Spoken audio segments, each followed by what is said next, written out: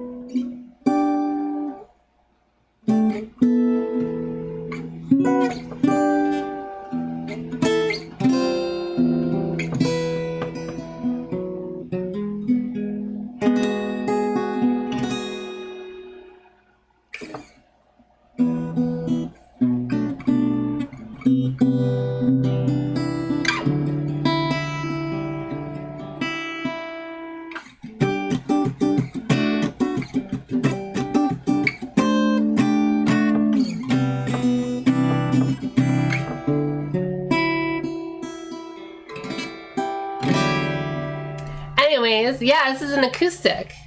I have an actual acoustic. I can actually plug it into my amp as well. but that would be like double the thing, so it's kind of pointless. I need my guitar pick. Anyways, let's check the stream. Where's the guitar pick?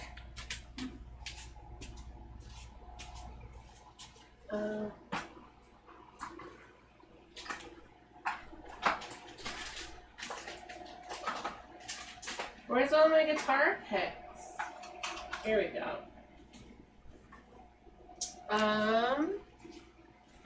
Also gonna make a tweet, of course, a tweetster, a tweet message, a tweet, and hello, Red Goner. Oh my God! Hello, hello, hello, hello.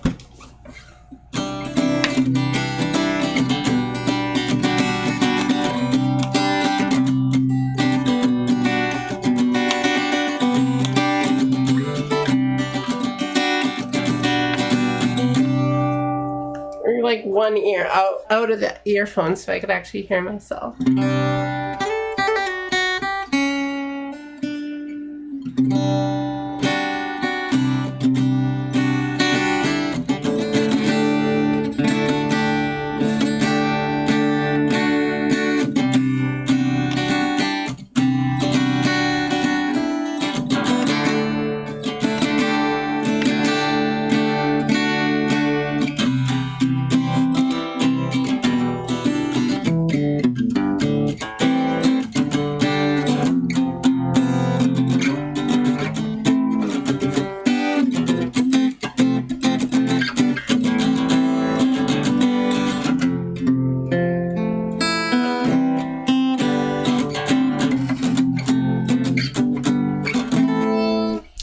Playing Stairway to Heaven all the time, every day.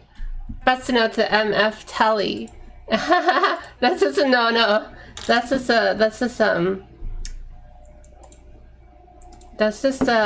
twitch.tv. And then I'm gonna keep banging my friggin' guitar against my keyboard stand, right, like to the right left of me. Okay, I'm making my tweet right now. Let's see. Gonna play some music for a while. Come tune in. I have some lesson stuff too, but I'm gonna ask you guys what sort of idea would you like to learn? And before I go with my lesson plan, I'm also not gonna stream like all night. Like I've been doing like 5-hour streams, and I'm like, it's too much. It's too much for me.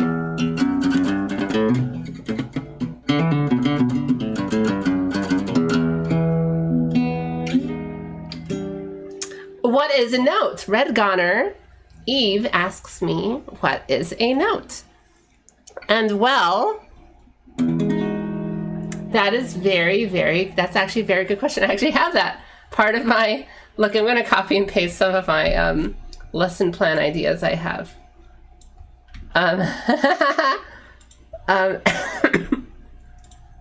Into this. Look at this. Look at this. Select all. I'm gonna... Look at this. This is all the... It's so much. It keeps going and going and going. There's so much information. So, we'll be going over all that stuff. Everything. I'm going to teach you everything I know about music. Everything I think about music. Everything I feel about music. And I will just talk about that. Even if I may jump ahead or so. There is like a, you know, I'll start with the basics. I'll try to start with the basics and go on, you know. Does everyone here happen to use a neural DSP? I have no idea what that is. I patterned a bunch of them, but only use bass. What's good for a clean guitar sound? I have no idea what a neural DSP is. Is that like a neural map?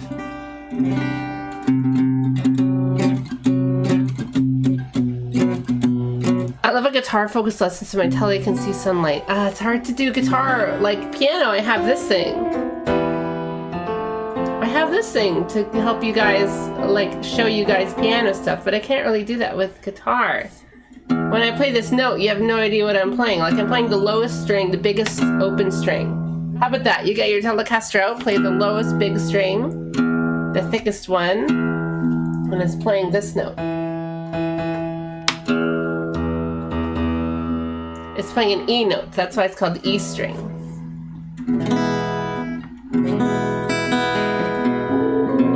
Hello, Wiggler lesbian. We are proud patrons of the urination here. Now I can play the gent, yeah.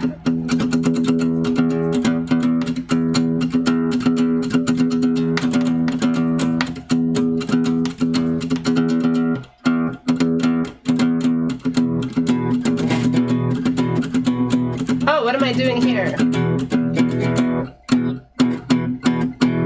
Oh, it sounds like thicker, right? It sounds, when I just play that note, it sounds, okay, that's a note. But when I play this, I'm playing something that makes it sound bigger.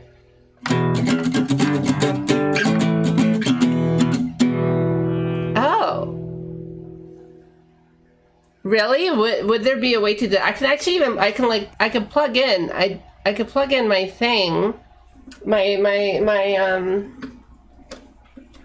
acoustic has an amp plug, like amp input. What software can be good for a guitar input to show you what notes I'm playing?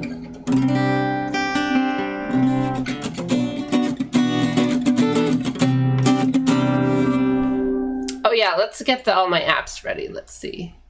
Of Chordy app.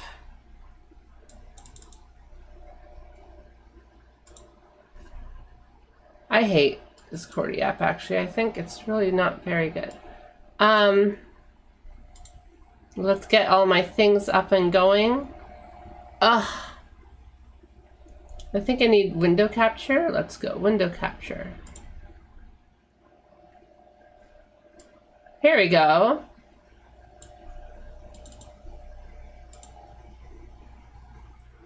Yeah, chord name view. Here we go. It's not working.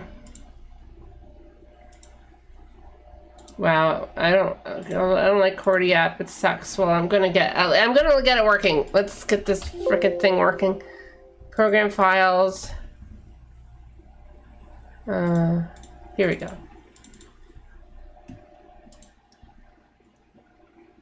It can display what note you're playing. Really? Rockstone can't detect your finger positions. Yeah, obviously, you know, that's impossible. See, Chordy app does have a way to show a fretboard view of a piano, but it's a little useless. Well, let's do it anyways. Do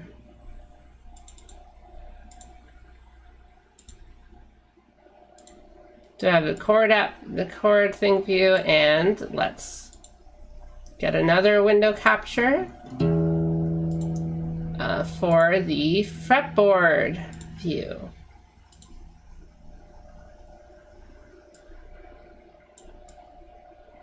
So when I play E down here, see that low string, the red line, the blue light is lighting up there. It's a little out of tune, sure. We're playing microtonals, guys. There's no such thing as out of tune anymore. We're all playing microtonals. But oh, what's the difference between this note and that note? Something. It's thicker, it's bigger. Well, we're playing this note and this note. Bam.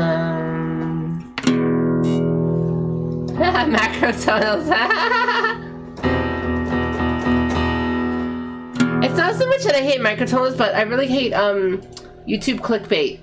There's a lot of clickbait on YouTube that tries to like talk about this kind of stuff. There's so much like little things it does, like, you know, this new scale will unleash your musical abilities in your brain and like stuff like that. It's like, well, you know, probably not, but a lot of like not musician like people watch those kind of videos just for fun, and get like overwhelmed a little. It's like, oh my god, so much. Oh my god, it's so confusing. It's a little like, it's like showing off some trivia just to like show off for the sake of it. That actually like harms, I think, musical appreciation and accessibility, and just for showing off, just for like, ooh, I'm so cool. Everything I'm going to be talking about on my music channel, this is my music theory learning channel, will be all about making music. Everything will be oriented around, does this help you make music? Does it help you have fun making music? So someone said here they had their Telecaster out in their closet. Well, if you play these two notes together, that low thing and this fret, the second fret of the A string, damn, that sounds cool.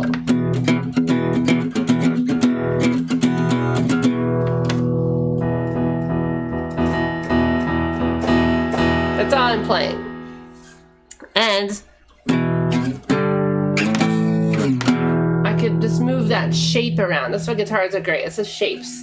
With piano, you kind of have, it is shapes too, but sometimes it gets messed up with the black keys.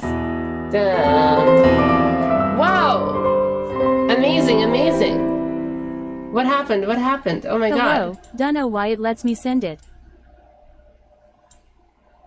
Hello, don't know why it lets me send it. What? Well, anyways, thank you very much. Good evening, good evening.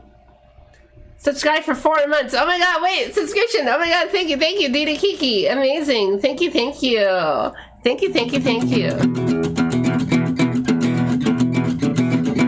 Yeah. This skill will help. We'll let you unlock all the secrets of blues, jazz, rock, and metal. It's just a minor scale. It's like, okay.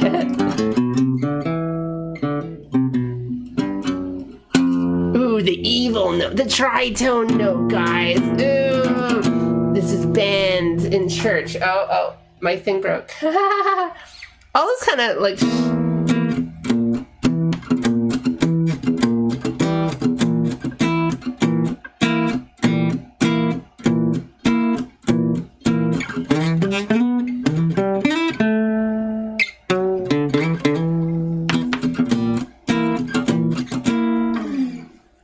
That's just a tritone. We'll go over all the tritone stuff too. I never touched a guitar note, and now my tour is booked out. I believe you, Octo. So there's all sorts of little mean stuff with music. Again, microtonals. This is about like, oh, temperaments. Everyone goes on about music tunings. And imagine if someone like retuned their piano, tuned their guitar like a half step down or something, and said, "Oh, I invented new music. It sounds different. Look."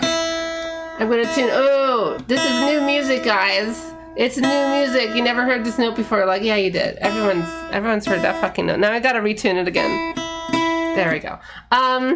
Imagine like tuning a piano just slightly lower and going, "Oh, I invented new music," or whatever, or changing all the piano notes a little different. And it's like, all right, that's good for you. If you make really good music with that, then I'll be impressed. There's a lot of wonderful music out there, very experimental sound stuff, but like for YouTube bait, it's really irritating. It's the sort of stuff, you know, that gets passed around, like, you know, some dude, you know, at school or work or something starts repeating some, ooh, you know what they say is that blah blah blah blah blah, and he said, oh yeah. You check Spotify and you look at like Joe Rogan's latest episode, and it's all about that. And it's like, oh yeah, he's just fucking repeating some Joe Rogan shit or something, like some trivia, you know, like for something to make themselves sound so smart. Music too smart. Oh yeah, let's see a guitar slide, right? This is, look, you're hearing microtonals right here, right? You're hearing all the notes in between. Those are all microtonals. That's like a difference between a fretted and a fretted instrument. Like you could play, I could play 4 distinct notes just like on a piano. And a piano can't play those notes in between, like.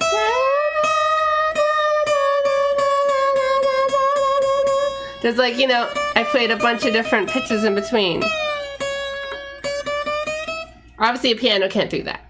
But you know, if you're not doing anything cool with those notes, then, you know, why are you bothering?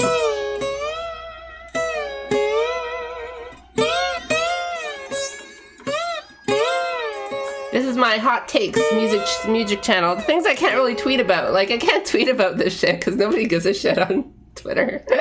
I made that Locrian meme the other day. That was pretty good. That was pretty good, right? Let's get that on. That was a really good meme, I thought.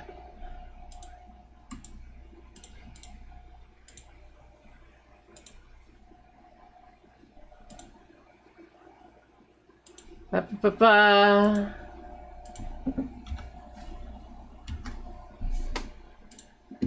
Let's get this meme up.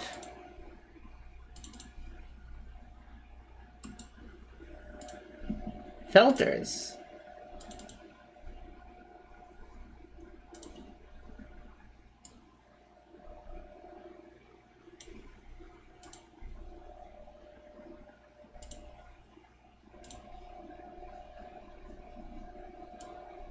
This is a great meme.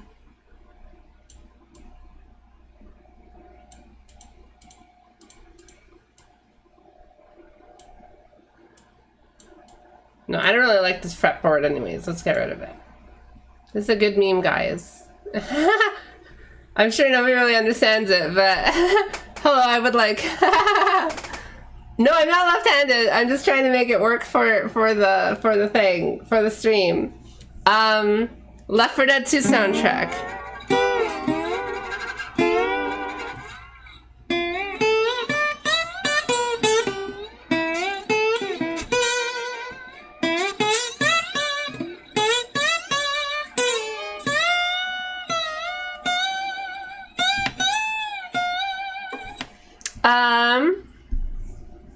I would like a flat fifth, please. No, not a sharp fourth. A flat fifth. Everyone laugh.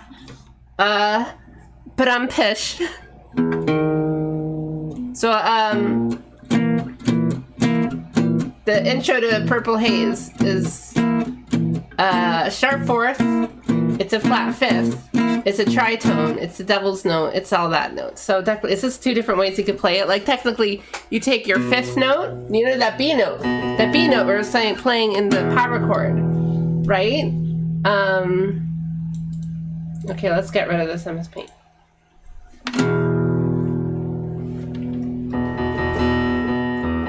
So when we play the B note, it's not the power chord, right? Well, what if we just take the B note, bring it down a fret? How about that Black Sabbath song?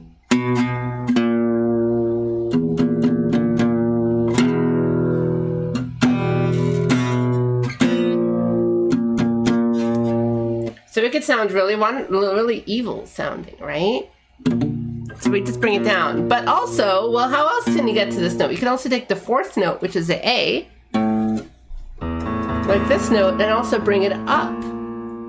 Oh, you can also sharp the 4th. So sharp is to make something higher, flat is to make something lower. So there's 2 different ways to get to this note, you know? And that's all just like musical homophones. You're playing homophones. It depends on the context of something, whether called whatever. And if you, I don't know, you could sound really evil this note, but it also sounds really pleasant. Let's do a different context.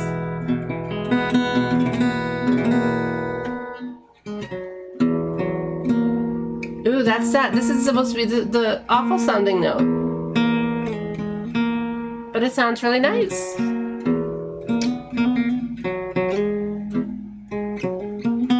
Yeah, the telephone sign is the sharp note, and a B sign is a flat. Don't ask me why.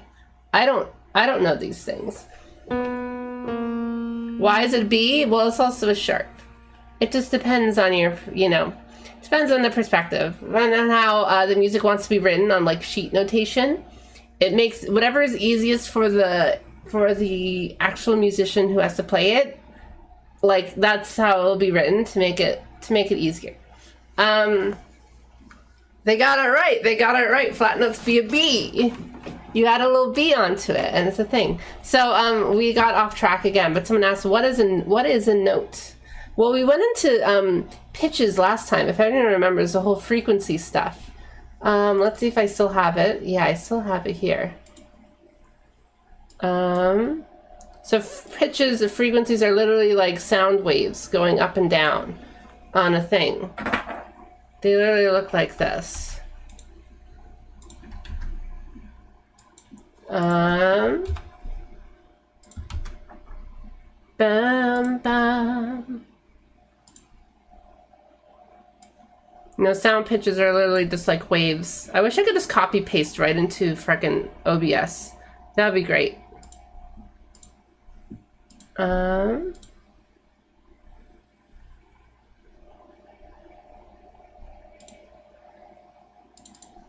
Yeah, I don't like...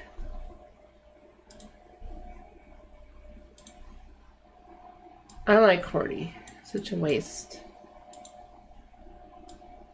So everyone knows, like, these are actual the notes. Like, this is playing like, it's playing two different notes. Like one is long, one is wider, so it's playing a lower note, and one's skinnier, so it's playing a higher note. Like this would be like that high note, this would be like that low note, or something like that. So anyway, this is a much flatter note. So it's flatter, so literally like the note pitch is flatter. That's what's happening. That's why it's called flat, because you're flattening the note. You're making you're flattening it. You're squishing it down like some DeviantArt picture. And to sharp it, makes it sharper, makes a little, you're sharpening all these notes. You're like sharpening them on a grindstone, on a knife, like old katana blade, folded 1,000 times. You're sharpening it, you're making it sharper, you're making it, the sound wave itself sharper. That's why it's called. I don't know why they use a telephone symbol, but you know, there's a lot of angles, right? There's a lot of angles in the line, so that'll help you remember. The B flat things is like it's all like rounded. So think of it getting, you know, it's more rounded over time. Or the pound sign, the telephone sign is really like, it's sharp. There's all those lines and corners and stuff. So try to relate to that in your head so you won't forget. So Red Gunner asked me what a note is, and it's like, well, what is a note? Is a pitch. A note is this. Let's say this is a note, a C4 note, and the pitch will be whatever like frequency it's making. You know, this is I forget. It's like, I don't know. Let's call it like 300 hertz per second. That's how many times the line is wiggling through the air. 300 times per second. So that's why, you know, the pitch itself is making that note. So let's say the note is like the C and the pitch is the frequency, but most people just, again, it's a musical homophone. Most people just call them the same thing. Most people just say it's the same word. Like, oh, that's a high pitch. That's a high note. Same thing. That's a really low pitch. That's a low note. Same thing. So musical homophones are everywhere, and I think they're like the #1 cause of confusion.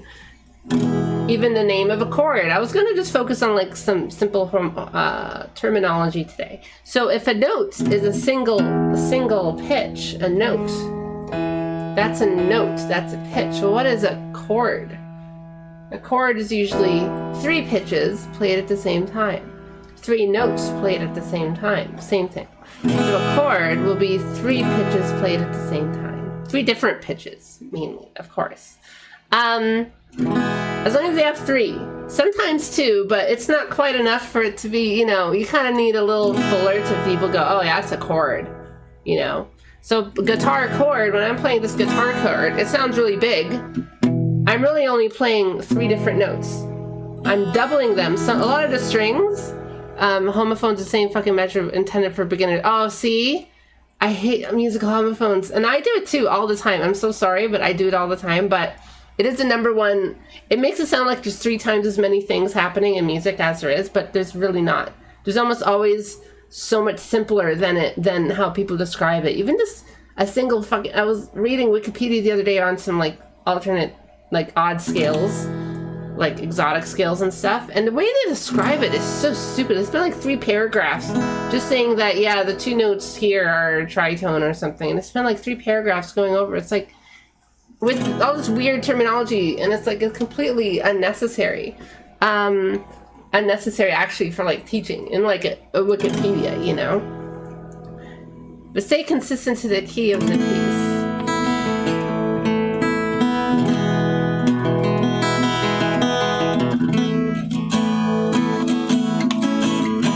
I said, like, when you play a guitar chord, I said, you're really just playing, so I'm playing here, I'm playing this note, this note, this note, and this note, and that note. So I'm playing all these notes. God, my shirts are on this higher keys. I put my sweater there, I really gotta take it off, but you know. I'm playing all these different notes, but let's add them together, guys. Let's do the work. Here we go. So I'm playing an E note there. Wonderful. This is detective work. This is a lot of what figuring out music. So a lot of the theme of my music lessons would be how you can figure out songs by listening to them. How you can ear training. I'm not gonna like ear train. I can hear a note and I don't know what pitch it is. Like, I don't know. That's some kind of middle note. I don't know if it's a D or a B or whatever. Who knows? So I don't have perfect pitch at all. But I do know, like, you can play along to a song and learn the songs. I'm going to tell you how to learn songs, learn how to play along to music and figure out the chords and then melodies and the notes to whatever song you want to learn. Because there's only 12 notes, so it's not too hard. So we have that first note, and then we have the second note here. I'm playing like the big chord here, right? E major. I'm playing an E major chord. Reposition. If anyone loves guitar, it's that first big chord. So then the second note here is in the B note. Okay, B. So let's do B. There we go. This is what I would do when I was figuring out video game songs, my favorite like stroke songs, or any other song. I was like figuring out songs and early on guitar. This is what I was doing. Okay, what's the next string? That's it's an E note. E note. There we go. E. Oh, hey, that's the same as the first one, but let's finish first. This is A. That's an A flat. Okay, A flat. Wonderful. Okay, and then we have, what's the next note here? Oh, okay, that's B. Wonderful. And then the last note, same as the low note, is an E. Wonderful. So what do we have here? We just have a bunch of repeated notes. We can get rid of this one because it's a copy. We can get rid of that one because it's a copy. We can get rid of that one because it's a copy. It's just EVA. So that's it. It doesn't matter how much notes you play. You're still just playing the same 3 notes. That's why it's a chord. Even if you double up on a bunch of them. Even if I play the different version of the chord up here. Well, I'm playing E, B, E again, A flat. I'm playing the same 3 notes. I'm doubling up on a bunch, but it doesn't matter because I'm still playing a chord. I'm still just playing 3 notes. And it's all you need to figure out what a chord is. So a chord is any time 3 or more notes are played together at the same time.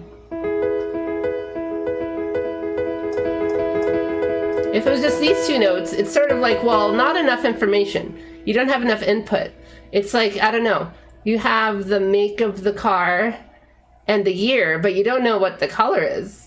You don't know what the color of the car is, so how are you supposed to find it in the parking lot? If they tell you, like, yeah, it's a you know, Honda something. I don't know cars. I just don't need information. Like, there's, you know, think of like a data file. Like, it has 3 pieces. It needs to have 3 pieces of information to really fill it out. To really like, oh, okay, that's what it is. And everything else is just extra. If you add a bunch of other random notes, it's kind of just extra. That's why a lot of this is just like deductive reasoning, inductive reasoning, detective work. I know one of those chords. Wonderful.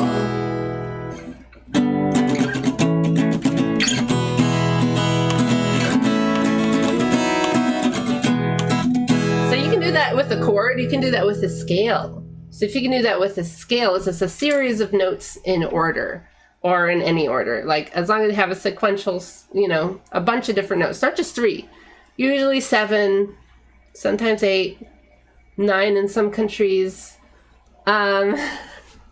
Standing minmod. Look, I have a little tights on my jean shorts. Now my thing breaks. Look. I switched about local. I go into the tritone. Where am I supposed to see the 3 whole steps? It's not about 3 whole steps. Any tritones exist everywhere in music. It's just these 2 notes.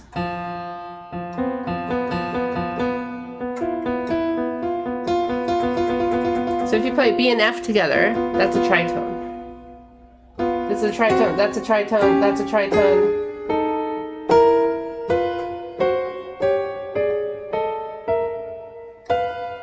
All those are tritones. Those are all the tritones in the Western canon. I'm really bad at playing, like, I hate having to, like, switch my fingers around for the different things. It's like playing tongue twister or something like this. And on guitar, you just do this.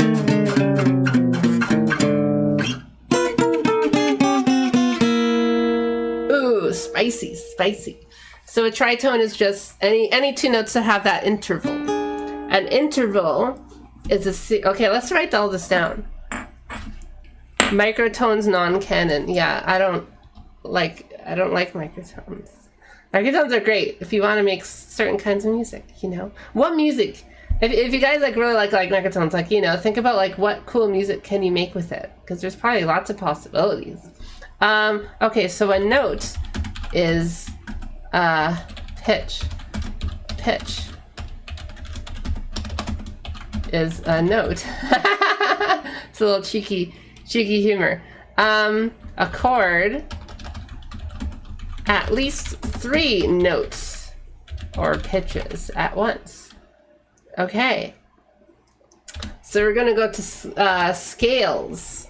So a scale is a series of notes. So if this is the E major chord, that's an E major scale. Let's do that with C major because I like it on piano. So we can play a C major. I can play that on guitar, no problem. I figured out the same way. Figured this the same way, but we've been going over this one scale this whole time because that's every scale. C, D, E, F, G, A, B, C. Oh my god, I'm ripping it up from my. I had some food before. I had a bread roll. I had some orange juice. I had a little piece of salami sausage. I just get those big, like foot long, big sausage things. They're really expensive, but they last for so long. You just cut a little bit, and that's like such a good snack. Oh, so much nitrates. It's so good. Breakfast of champions, and a little bit of cheese. Perfect. Again, get the big, like, you know, Armstrong, whatever, big block of cheese. Lasts so long. Put in some Tupperware. A little slice is a wonderful snack to go along with it. You have some crackers. It's great. Very good. Yeah, it's very Italian. It's like antipasto, cheap antipasto.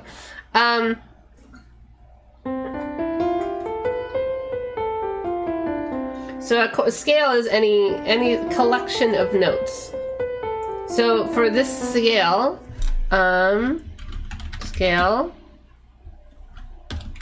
series of notes, or a collection of notes. Well, why isn't a scale a chord? Why isn't a scale notes, pitches?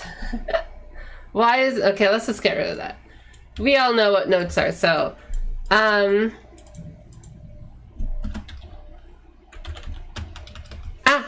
little fruit fly. A collection of notes. So, well, wait, a chord is a collection of notes, right? Right? Played at time. And seriously, you know, it's usually played at different times. You know? It's going to be played like this.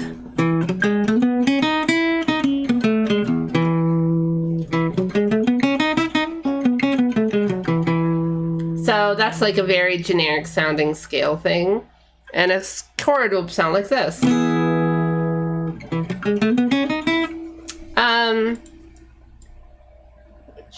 Charter cutie adult Lunchables now. What's charcuterie? Biting into block of cheese directly. Yeah, no, it's so good. You guys got to do it. And most other skills don't have a tritone with the root, while Locrian has. Is that it? Oh, sorry, I missed your question, but yes. There's only one other, like, well, there's a million scales out there, you know. You can have different, well, we're going to go into, in my channel, we're going to get into how you can build your own scale, your own very own unique skill, all on your own.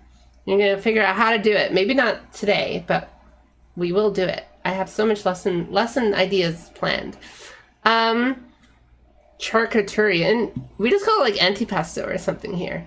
Or I don't know, it's a great breakfast. You get meat, you get dairy, you get carbs, it's nice and filling, it's tasty, it's very good. No, sorry, I won't teach you how to sing, but everyone, if you try to sing your scale like this, if you guys try to sing along to the scale,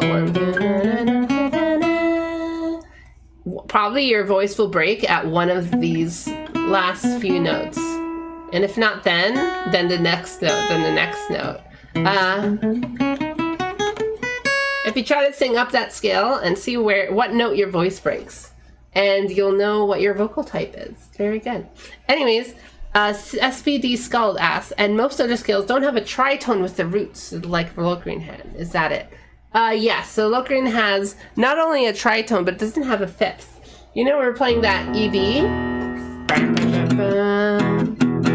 Wonderful. It sounds so good.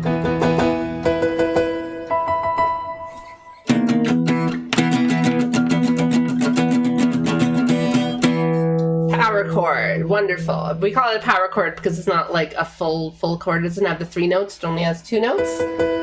But it still sounds cool. So again, it's not breaking the rules. You're just playing something cool. The thing is with Locrian, it doesn't have that fifth. It doesn't have a fifth. You can play this note or that note, but it doesn't let you play that note, basically. It sounds so tense, and you're not allowed to do it here, you know? So you can't really do that. A scale called Lydian has the 3rd, which I love playing in.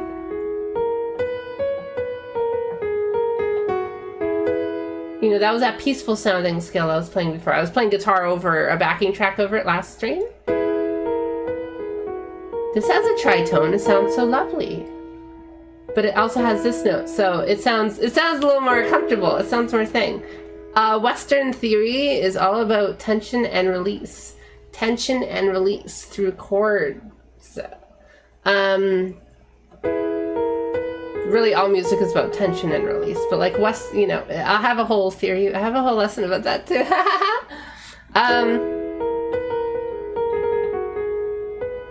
So the thing is that, you know, this thing gives it a lot of power, but you're able to resolve it. So tension, release. With Locrian, you have the tension, but you can only go like low here or up here. Yeah,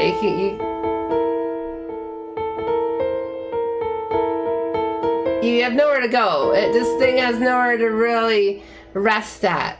So you're always stuck in limbo. You're always like floating above in this like hellscape. It's so tense, but you have nowhere to land. So that's why Locrian is difficult. But that tension is what gives all music its real energy. That's why in Lydian it sounds so nice. So tritone is found everywhere in music. I see a lot of Eastern music does that too. At least starts like African and Arabic stuff. Yeah, well, okay. So the theory I have about the difference between Western and Eastern, or you know, Western like classical tradition and everything else is basically like everything else is mostly based on modal note tension and release stuff. And Western music is a lot about chord progressions. So you find in a lot of other music, you can't really do chord progressions the same way you can in Western classical tradition. And you see a lot of modern musics try to combine the two. So you have really, really exciting things. You have like a lot of chord progression stuff, and you also have a lot of modal sort of note tension and release stuff over a basic, just low, like a drone note, you know. It's about drone. I have a whole lesson planned about this later. But think of like a bagpipe player. They play the low bagpipe, you know, like... And that sounds almost, it's almost like how a sitar works. They play that low drone note, and then they play the sort of, they play the little melodies on top. So you can do that on piano. I love playing like that.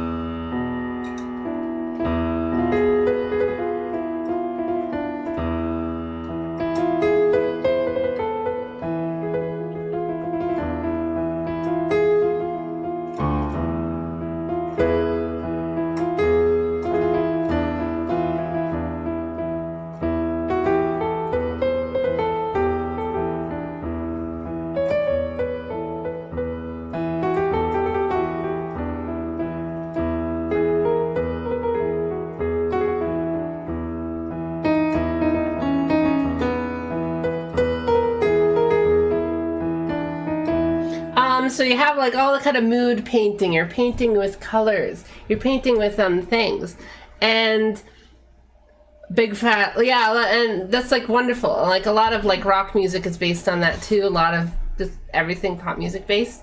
But like Western tradition, like classical tradition, lets you play something like.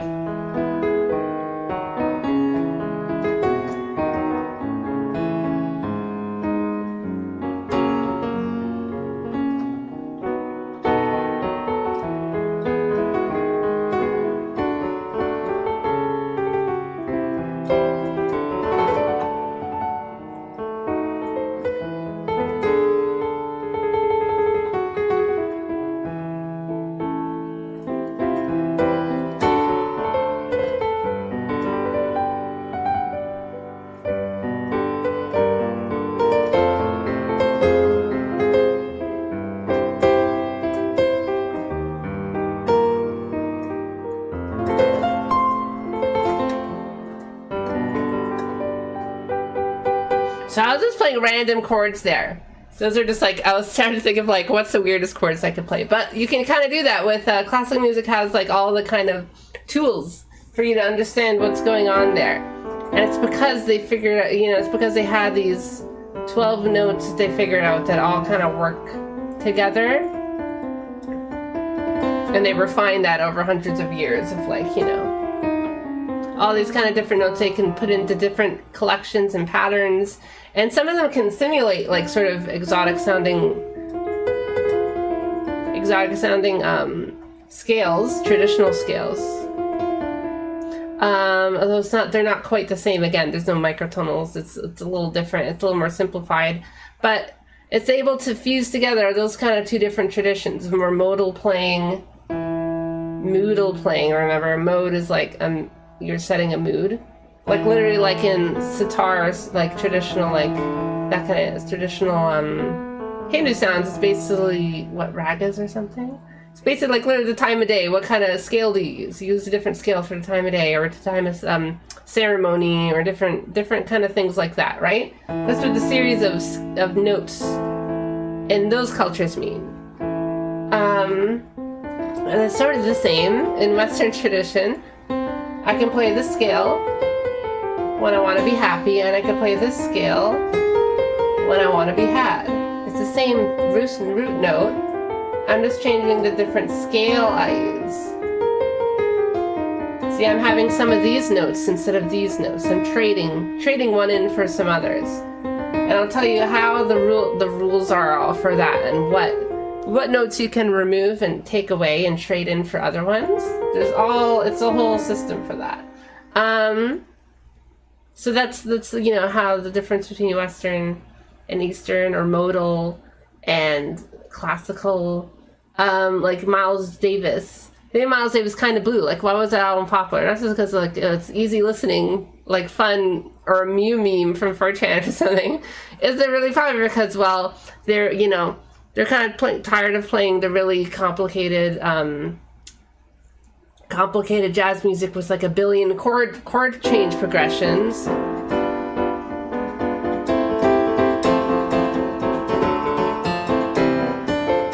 Like, God, like, really, like, you know, it's too much, maybe. So, okay, do a song where you literally just play one chord the whole song, or it's like...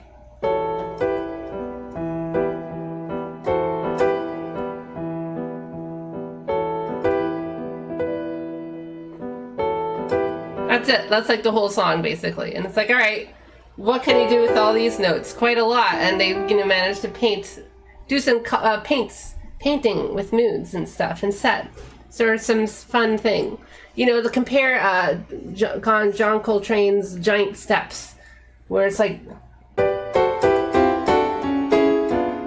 I don't know, I don't even know the frickin' song, but it's like a really, really fast, super fast technical chord changes, and you have to play the right series of notes, the right scale underneath every like 2 seconds it changes, right? Every like every like few beats you have to change what scale you use. So it's like a mental game for jazz guitarists, for jazz players, I mean. But then, like, you know, so modal playing is a lot more simpler in that regards, where the underlying sort of texture doesn't change, the foundation doesn't change as much, so you don't need to worry. But you do have to think a lot about what specific notes you're playing a lot too. This is, I guess, the difference between Western and Eastern, how I understand it at least. In modal playing, you can't really do chord progressions like this, because you lose the mood.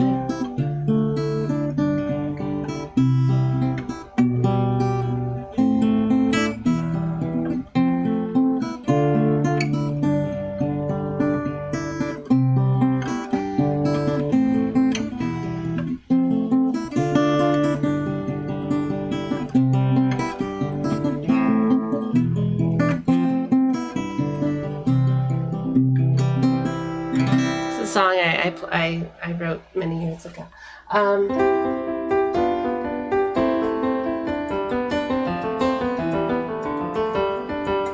You know, Pachelbel's canon. You can't really write that with like modal music because it's too, there's too much moving, too much going on, and you lose the mood too fast without just sticking to the sort of scale progression.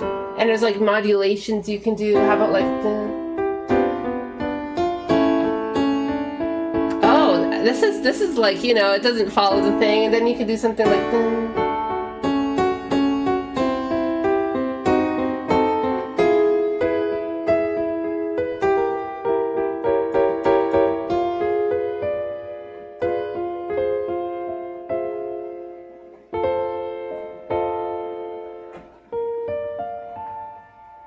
there's so much like cool like chord changes and shifts and different, you're changing like what collection of notes you're playing, and it's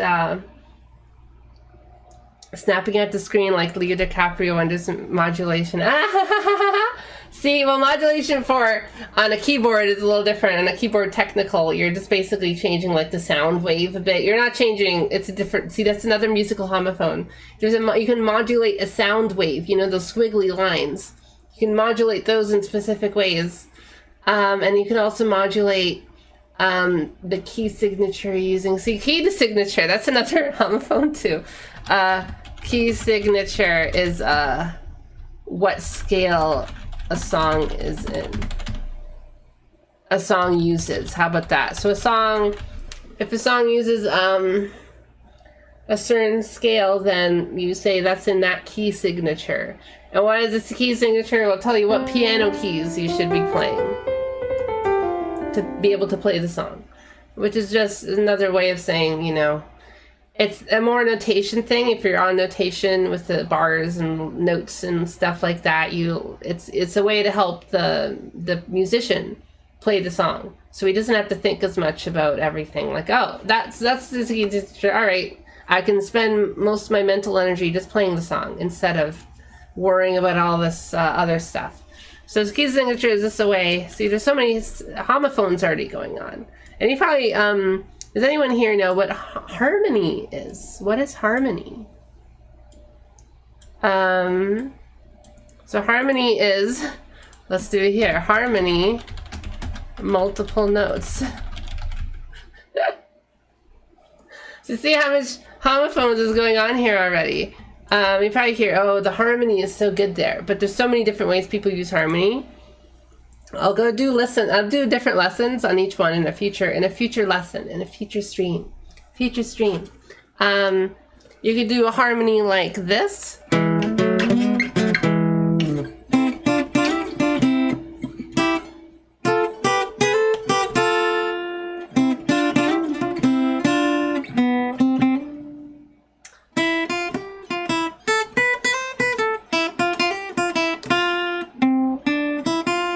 So we're adding a note to another note, almost like a chord, not quite a chord, but the reason why you would add, this is a melody, this is a harmony.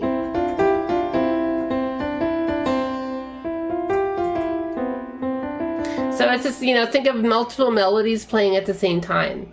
So I think of that like a melody harmony. If you hear a melody in a song, like the singer's voice suddenly sounds thicker for some reason, like maybe on halfway through the song, it sounds bigger, and maybe like you hear the guitarist sing along, it's like, oh, that's probably a harmony happening. There are probably multiple voices happening at the same time. Or same with the guitar solo. Think of the ending of Hotel California.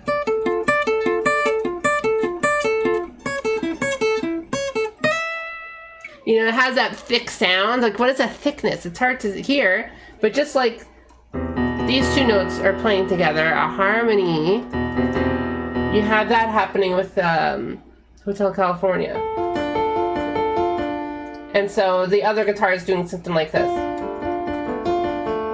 So it sounds something like this.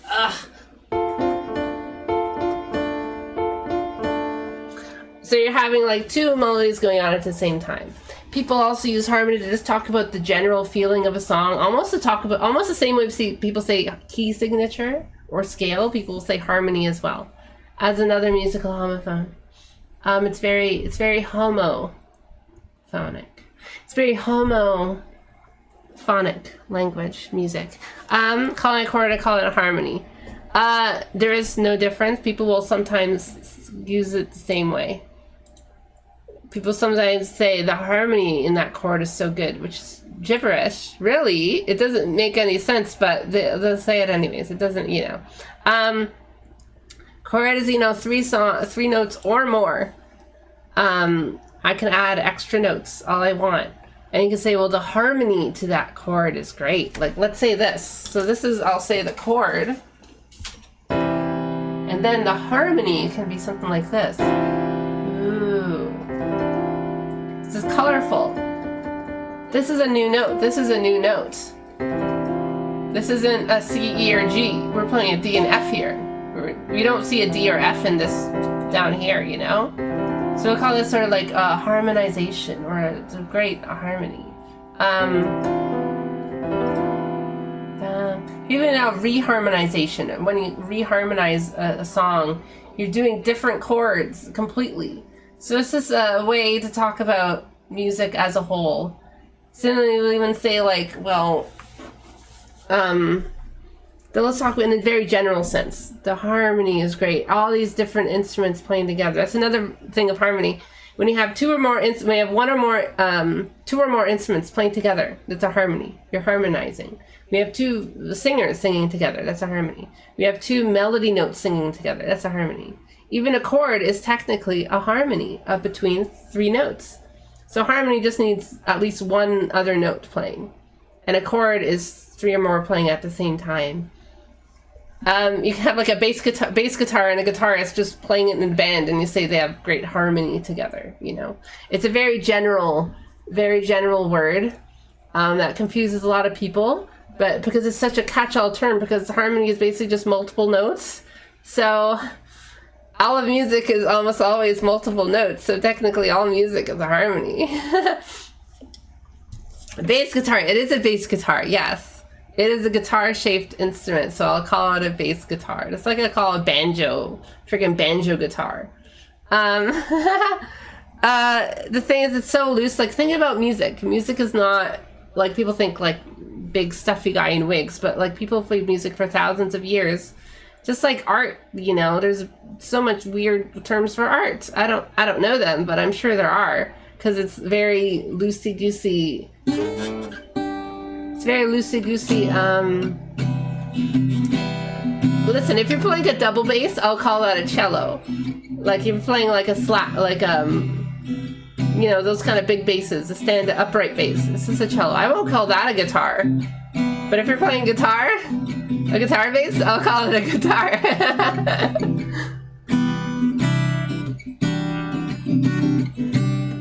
Ah, Frank Castle.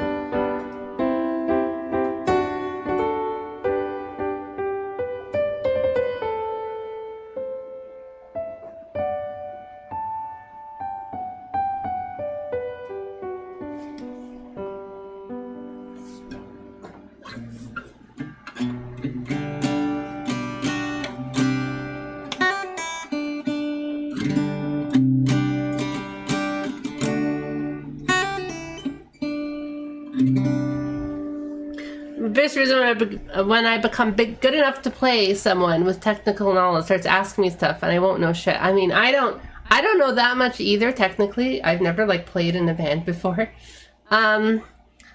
like once or twice. Nothing like, you know, but I do know this stuff just from me writing lots of music. I've written maybe like 150 songs. Recording is a different question. Recording is very difficult, but I've like written lots of songs. I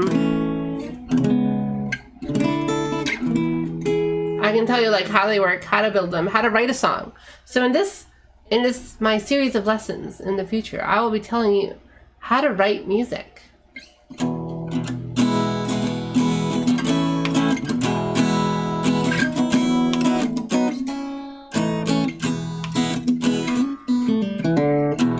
Well, a lot of rock bands don't know anything about music theory.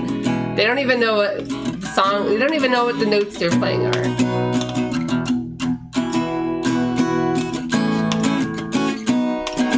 It really sucks looking like, oh, what is there any rock concerts I can go to? Rock band concerts around me I can go to. And you'll Google it and it's all cover bands of like classic rock stuff. And it's like, that's just sad. Nobody knows nobody can write their own songs, or nobody can at least, you know, get like people going to shows of just original music.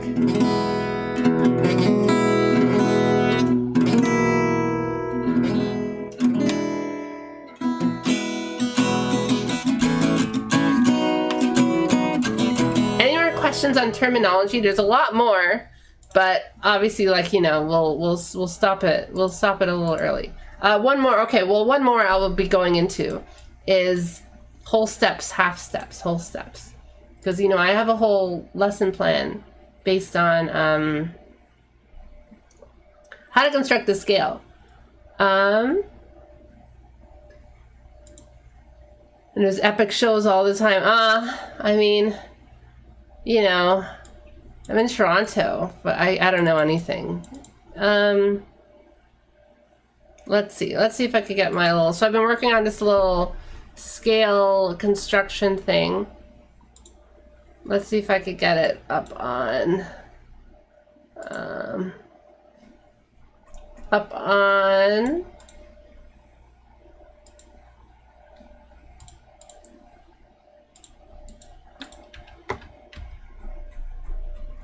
here we go. All right, let's copy paste. So I'm probably not going to tweak this out This is a little much. Basically, we'll be teaching you all this and more. Let me get this thing up.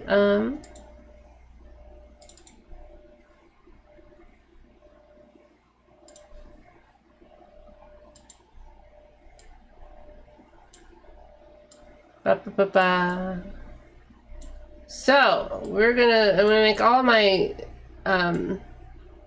viewers able to understand everything in this chart. Can you see me? Hello? Hello? Hello? So everything in this chart, we will, you will be able to know instinctively everything here. It looks like schizo scribbles on a bathroom stall, but it really isn't. I spent like a couple hours making this yesterday, and a few other charts. Everything here makes perfect sense if you really know it.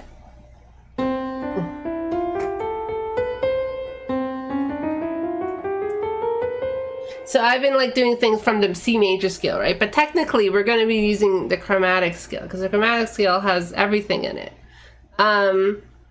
Sorry I'm late. Not Archer, hello, hello. We're having a small stream this episode.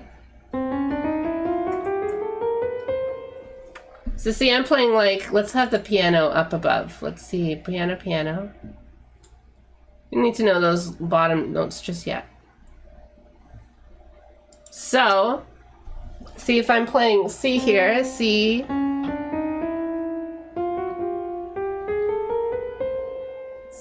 So C is the 1, this is a 2, this is 3, this is 4, this is 5, this is 6, this is 7, this is 8, this is 9, this is 10, this is 11, this is 12. And then we go back to 1. So the relationship between all these notes is what constructs all the different scales you hear. So when I say the major scale, I'm playing this, I'm skipping this note, I'm going to 2. I'm going to 3, I mean. I'm skipping 4, I'm going to 5. See? See? As long as we skip those 2 notes, we have the first 3 notes of the C major scale. And we just keep on going. We skip all these 3 notes. For, no wait, this is technically the 6th note. We go to 8, we go to 10, we go to 12, and things. So the relationship between all these different notes, these 2 notes give a certain feel. These 2 notes keep a certain feel. Like the specific pattern you use affects the mood you have. So we'll go into all that later. I might post this on Twitter, but it looks a little intimidating, doesn't it? So, okay. I wanted to do some more song demonstrations, and like I wanted to like teach like greens, but we're already an hour in, you know. And maybe that's too much lesson time. Maybe I'll just play some guitar.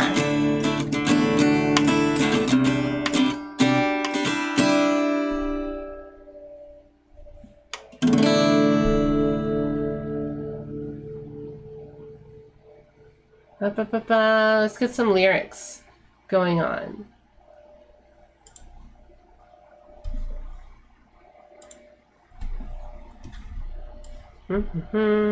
God, I wish I had 2 monitors. I wish I had 2 monitors, guys. You guys gotta help me with getting the 2 monitors. I have no room. I have no room with all these windows. I'm moving like the chat window. I have a song you can analyze. Oh yeah, sure. Let's try. I'll do a song analysis too, like whatever songs you guys have.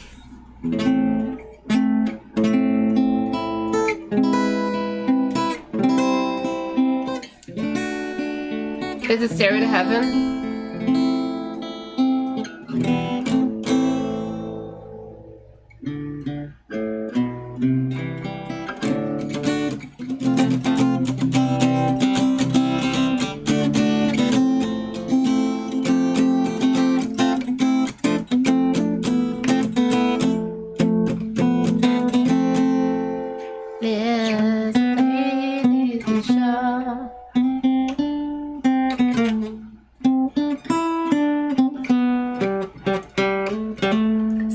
I could say just about those first few notes of Stairway to Heaven, the melody notes.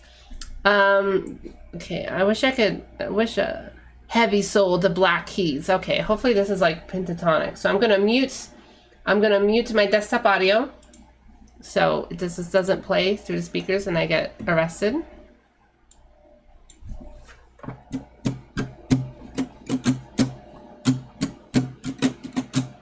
Okay, this drums.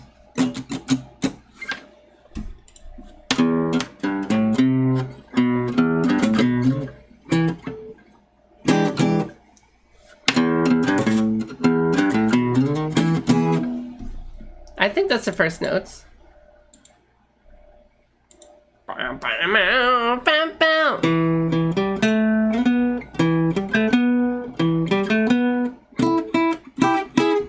Really like rough tone there. I can't quite approximate the. I gotta bounce. Have a wonderful day. Have a wonderful day. Pick it, Octobot. I won't get. Listen, I will not risk any copyright infringement. You just have to assume someone will like. Oh, come on. There we go.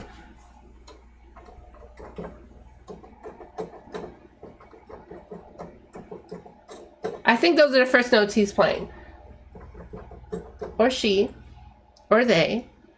So this is basically, it's probably the pentatonic scale, which is also in my thing. So pentatonic means 5. Oh, right. That's basically what's happening. So a lot of the blues rock stuff is based on, again, I was talking about Western and modal music mixing up, like Western and non-Western music. A lot of this is based on like non-Western pentatonic scales.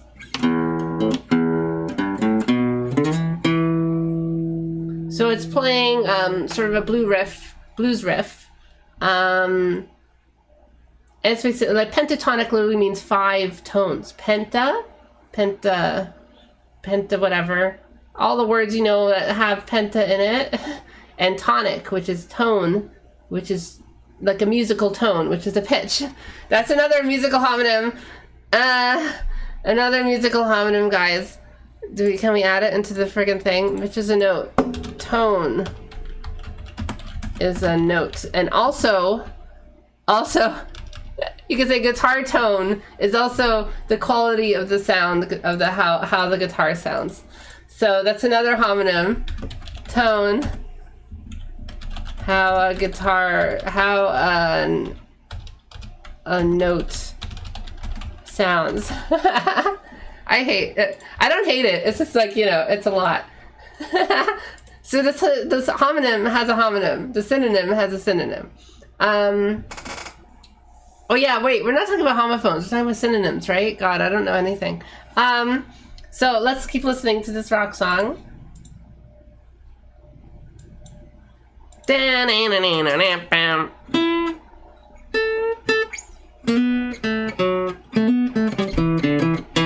that's just still the part of the pentatonic notes.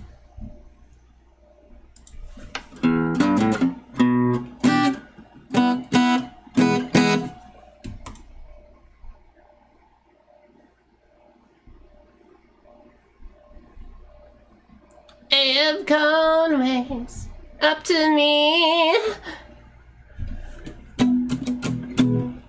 don't let me be.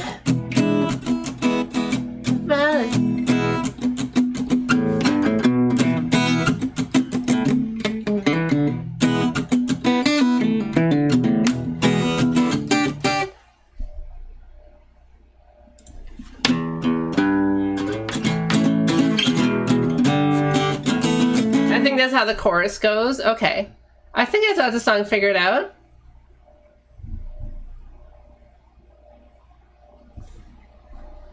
And soul down. I don't know what he said. Heavy soul. Oh, that's the name of the song, obviously. Okay, I guess it just repeats. That's how I know my one singular chord. Well, you know what chord he's playing?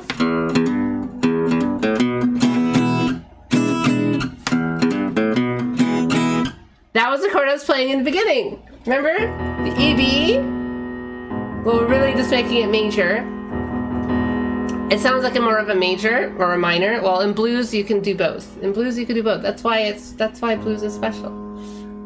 Because blues is about not really feeling sad. It's about feeling a little in between, you know.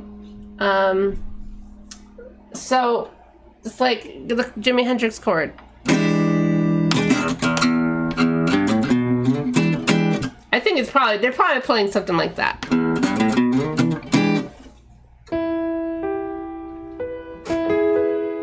You can't play it on piano with that one hand. Probably saying something like that. So you can do that. So I can analyze this whole song if you'd like. The melody is doing like something interesting.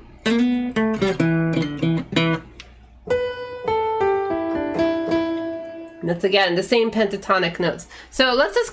This is what I like to do for songs. Is I'll collect all the notes that I know the song is doing. Oh, where did it go? Where did it go? Here we go. Let's just get rid of that. Collect everything all the notes I know the song is doing. So I know it's playing an E, and I know it's playing these three notes. Okay, so a G, A, and B. Okay.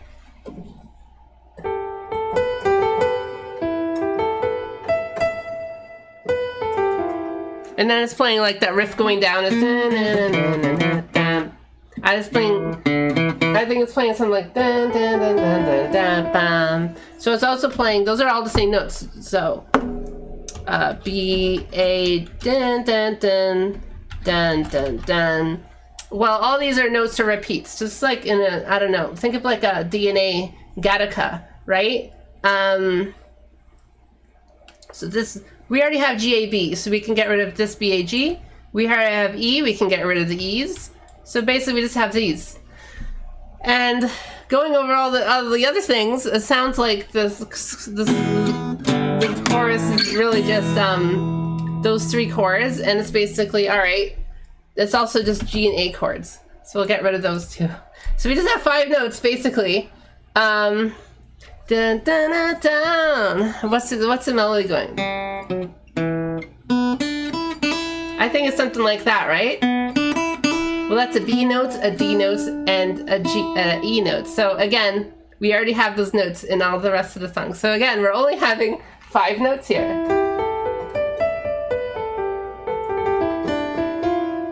There's 5 notes, so that's why we call it a pentatonic. Pentatonic, 5-note scale.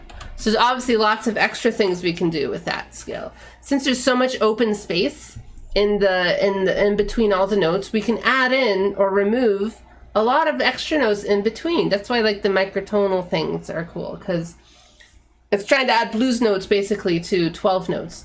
But adding blues notes to 5 notes is a lot easier because there's a lot more open space. Like on a piano, it's again just these 5 notes.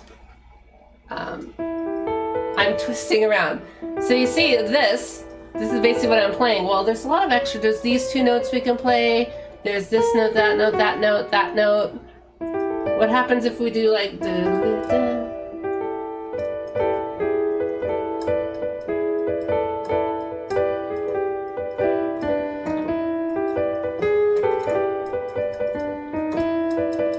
There's all sorts of little weird colors we can do. Well, with it on a guitar, it's even easier because we can do bends.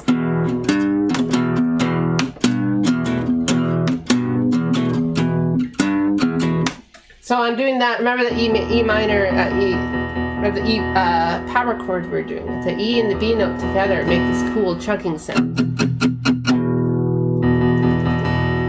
Well, what if we add that one of the notes in between? There's so much room. There's so much extra notes we can play in between. That can make it sound evil, like a metal song, or we can make it sound this G note. Remember the G note's in the chord too. We can do that. It makes it sound a little sad. We can make it do this note, which makes it sound kind of happy. It's the E major chord. There's so much like possibilities there. When you have a lot of in modal music, if you just have the one drone note in the back and the bottom, like on a sitar or a bagpipe, you can do whatever you want over it.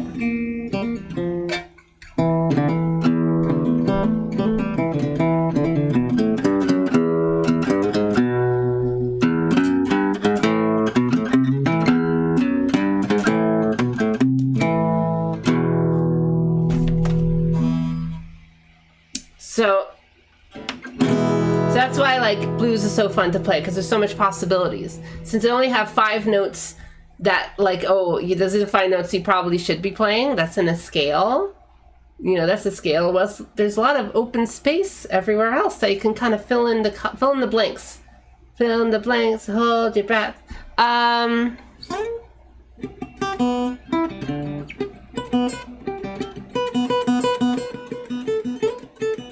should learn that song. I don't know how to play it.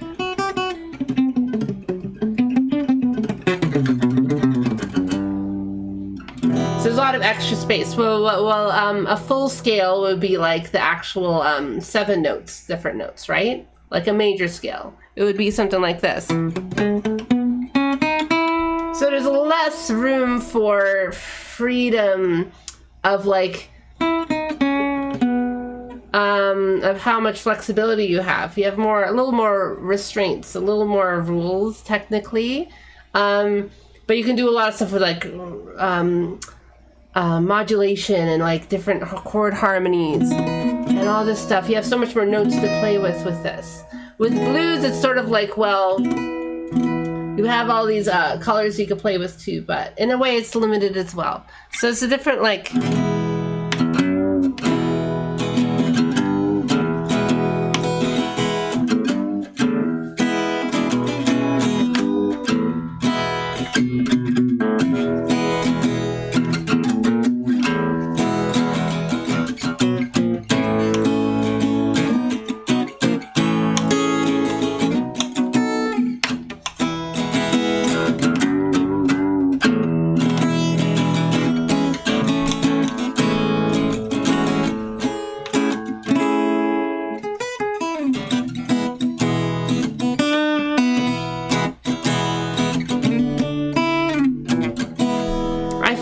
blues, adding a lot of chord colors is a little, it makes it doesn't sound quite so bluesy anymore, but I always figured, well, maybe you could, let's try that. Let's try blues with a lot of like jazz chord stuff.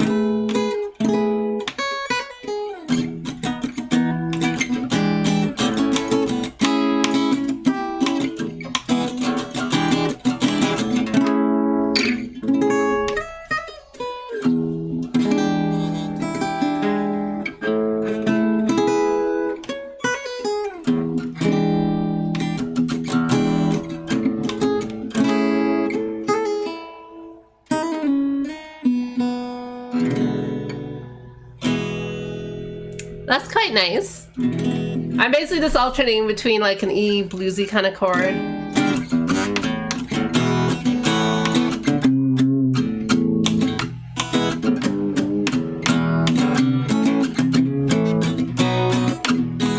It started like mixing it up a little bit, but I want to work on that a little harder.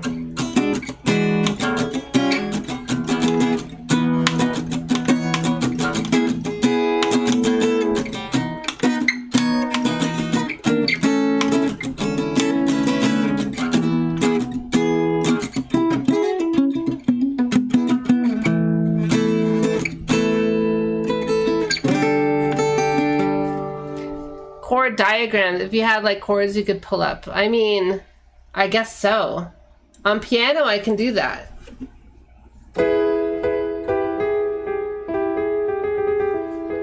See, when I'm doing this thing, I'm sort of playing with these 2 notes.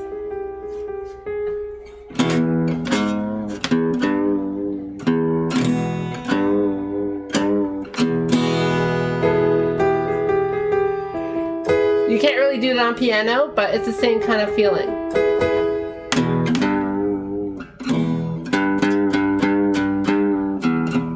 Technically it's a microtone, but well, nowhere else we've heard that little interval. Oh God. I'm gonna break this guitar if I move it around anymore.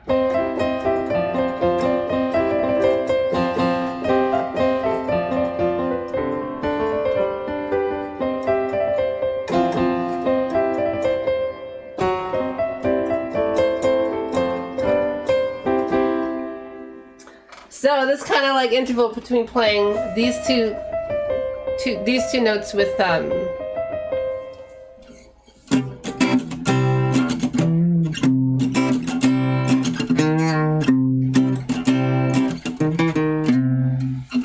Dr. Mary. So yeah, it's the same kind of idea. If you play with all the little notes in between what you have defined by, let's say, the bass guitar or something, like if you have the bass guitar, if you have the bass guitar going like a low E, you're just playing this. You kind of play whatever you want. If you have the guitar doing these two notes, then like, oh, well, you can't really, you have to play this note too, but now you can play anything you want in between. If you have your guitar playing something like this, then, well, you can play everything in between still, but you kind of have to do a little smarter because now more of it is defined. You can have a little more, like your character. Let's say you develop a character. You have some OC. You give them brown hair and glasses. It's like, all right, that's pretty simple. And then you start to get, oh, well, they have a tragic past. And it's like, oh, okay. Well, it's hard to really do much more with them, right? It's okay, now you're defining more. You're giving them character. You give them whole love life. You give them more detailed, defined relationships and life thing and everything. And suddenly, almost all the notes you have are filled. And you can't really just make up new ones unless you really work on it. If your character was depressed before and then became happy, you can do that and change the notes in between. But you have to kind of work for it, right? Because you can't just play them all at the same time unless you want to go for a blues thing.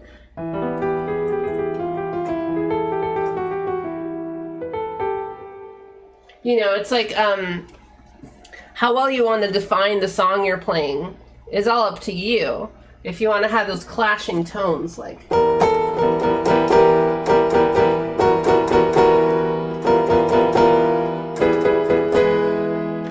It's all up to you, as long as you know what each of those notes kind of mean and are representing. Just like with, again, bagpipe playing, sitar playing, modal players, they have a low note and they're kind of painting with it. What is that? What character is that? Can you imagine a character?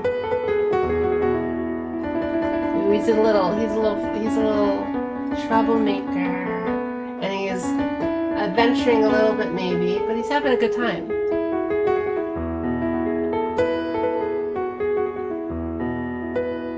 Oh, what guitar did you want to? What guitar chord was it?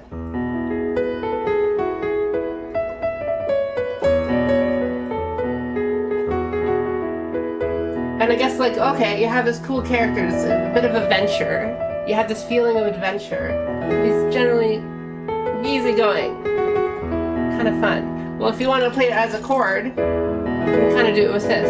You're having all the kind of qualities of the chord. So if you want to change that chord halfway through the song or something, your melody goes like, if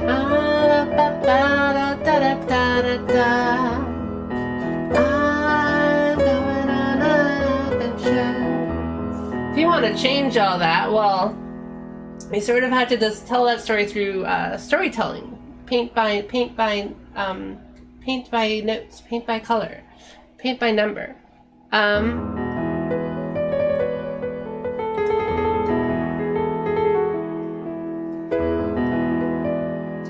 If I want to change, well, his chain that he's on gets his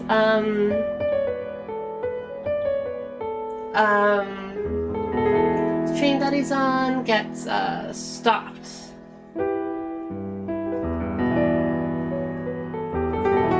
And he starts thinking about his mother that he lost as a small child. Ooh, now it's kind of sad now. I'm changing the notes I'm playing. He still has a sense of adventure, but he's a little forlorn now. But then the train starts back up again, and it's feeling happen again. Ba, ba, ba. gonna drown his problems in a packet of peanuts the stewardess is offering. And the stewardess is so beautiful.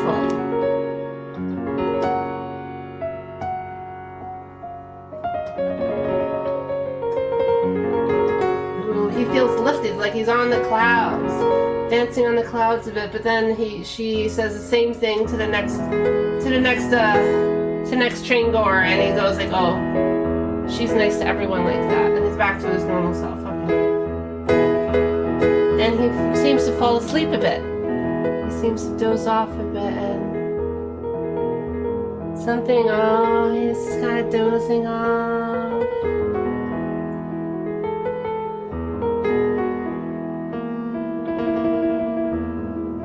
A little troublesome sleep, maybe just bumps on the road.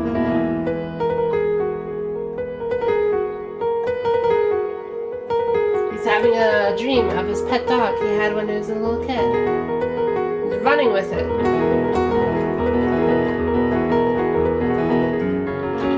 And he's remembering how the dog almost ran into a train tracks.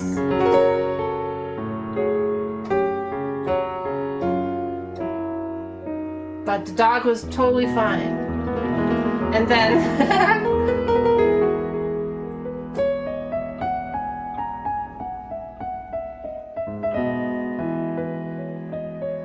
has a nice pleasant dream. Then he gets woken up by a big bump. And he sees outside, and he's where he's supposed to be. He's in his new destination. He's all excited to go back.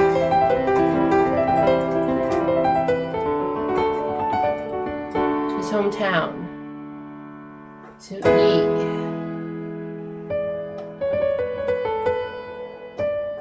So that's just a little improvised little story, random story with different chord colors, note colors, painting with a little storytelling. This is probably how a lot of like movie soundtracks and stuff are made or stuff like that. But also, it's not just a story that, like, even without the story, even without a little weird little a dude on a train and stuff like that. Like, you can do that with just music itself. You can do it with just the notes. Like if I was just doing a thing like...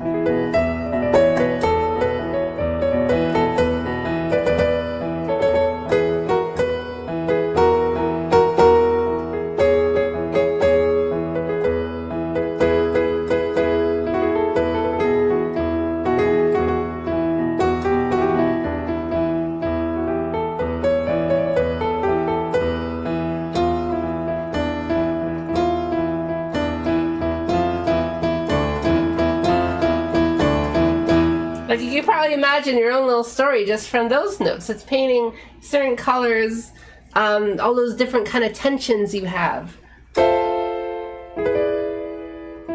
Different, like whenever you hear any kind of chord progression or any kind of thing like that, like you could be thinking about what is the music trying to say, what is the notes trying to say themselves, like what is the story of the notes themselves.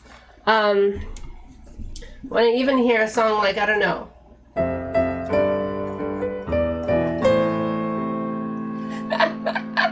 that's Never Gonna Give You Up. What is the melody doing? Ba-ba-bum, ba-ba-bum. It's a little descending melody. Give you up, let you down. It's kind of like it's a little mournful. It's a little wistful. It's a little sad even. And it's very like, you know, I'm never gonna do it. I'm never gonna lift you up. I'm never gonna let you down. But it's a little sad too. It's a little, you know, why is he saying that in the first place? Maybe he has given up and let other people down, or maybe he's been given up on and let down himself. So maybe you have another part of the song that can go something like,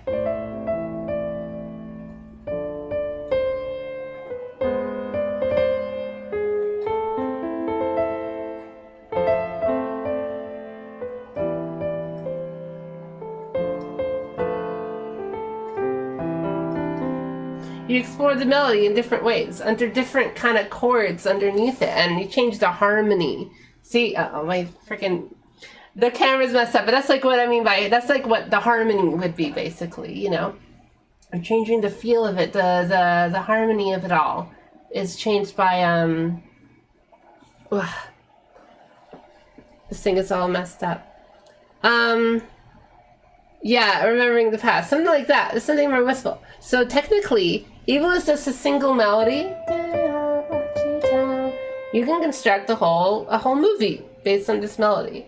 What's the story of this melody? Why is it going down? It stops. Want you down, and it stops again. Well, it could be really, really happy.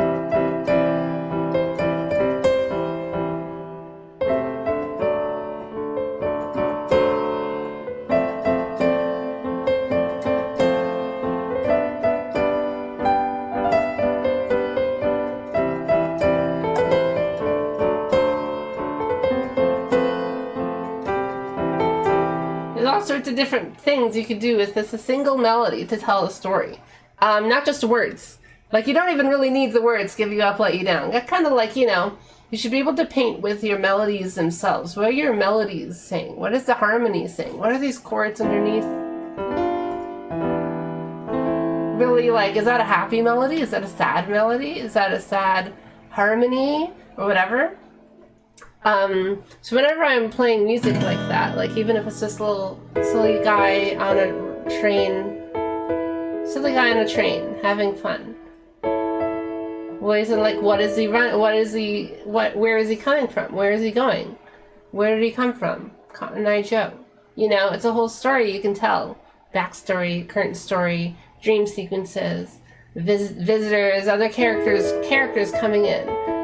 What if you have a different character that's a totally different chord progression? If you have a different character, like, ooh, it's this thing. Well, what if you play both at the same time? Ooh, it sounds bad, but like, you know, think about like a musical. Think about it like an opera or something. Like the different melodies, the different chords, the different feelings, the sensations you're writing, you're making are characters themselves in a story. They can like develop and change, and you can define them in certain ways throughout the song, throughout the album, or whatever else musical idea you have. So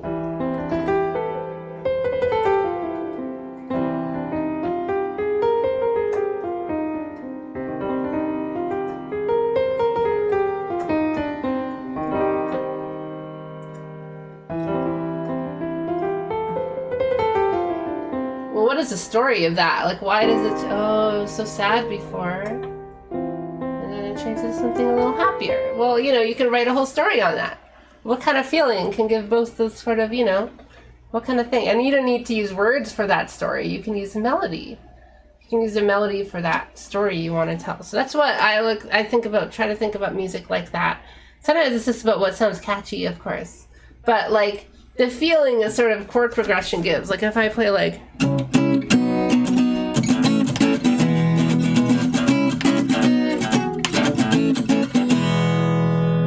it's supposed to, like, that kind of gives a certain sensation. Like, what is that, like, kind of feeling the chords are giving you, right? Like,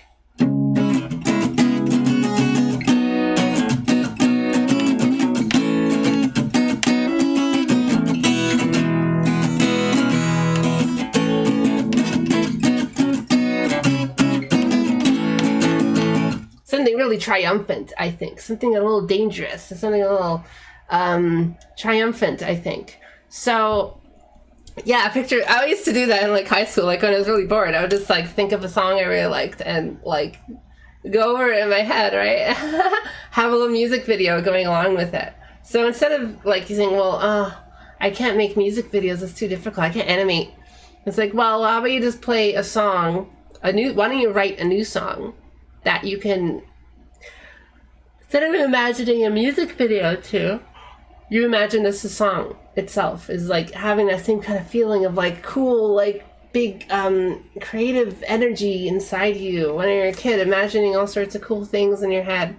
But instead it's a song. and the melodies themselves are having that kind of giving you that same kind of energy, you know?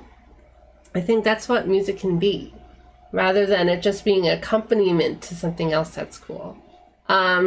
Like when I think of like, I don't know, like The Wall, the music is way better than the movie. The movie kind of sucks ass.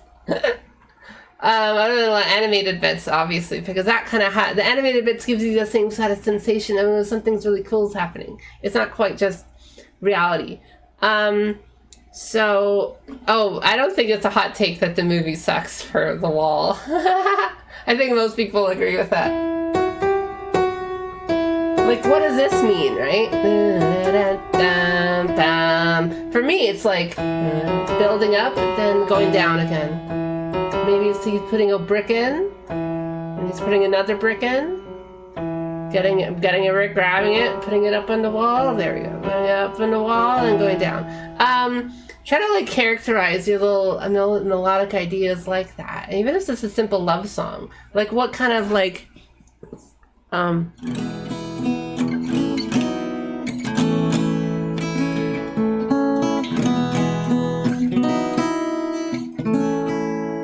to like think about like what does that make you feel? What is that like giving you in your head is close. Sometimes I'll just play a certain chord progression for hours, like sing a little melodies, random words, nothing like concrete, no like poetry. I didn't put poetry to it yet, official like lyrics, you know. It's just like sensations.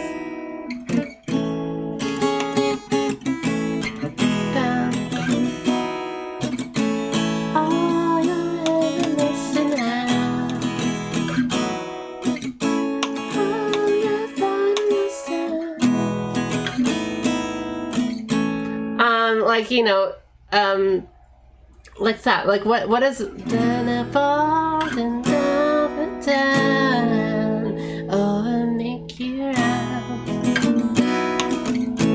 Oh, you're trying to sense me. I don't know. Try to like think of like, well, what's the spaces in between that you could fill in that aren't filled in yet. Just like if it's a chord, if it's just these three notes.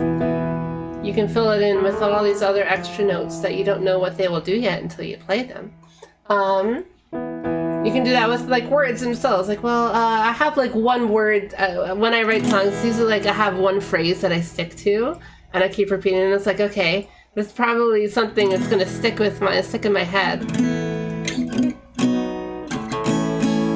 And then I just sort of build on that over and over. So as long as it feels like it fits the song, you know.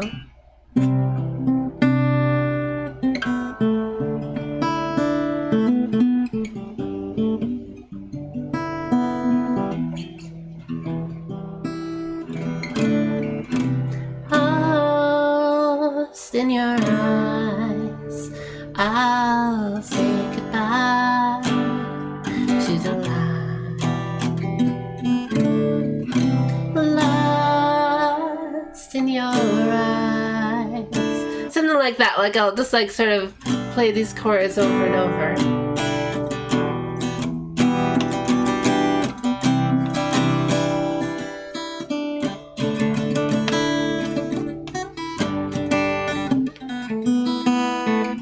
It just sounds kind of wistful, and it has it's kind of a sad ending to it. This last chord, and it's like, okay, so you know, you write music based on how it feels. So ever since, whenever people say stuff like, "Oh, I write music, you know, just based on feeling," man, it's sort of like, well, you still need, you know, sort of how to play these chords and stuff, you know.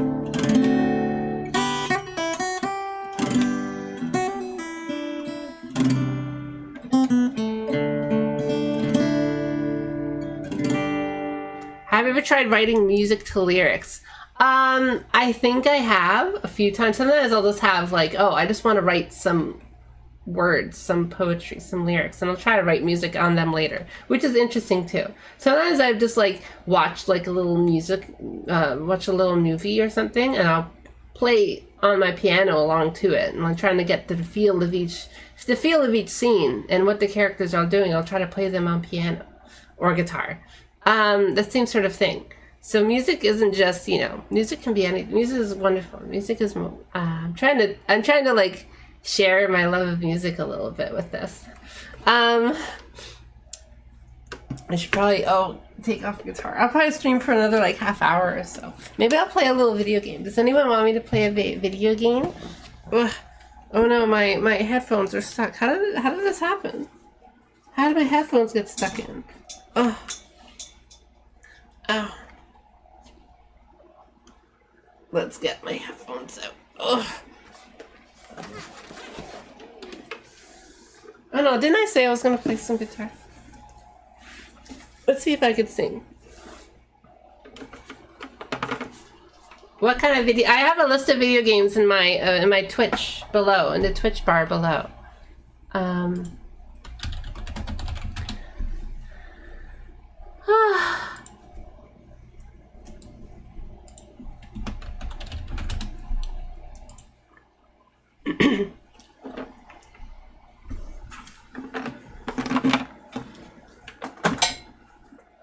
I still want to play. I have my electric guitar set up too.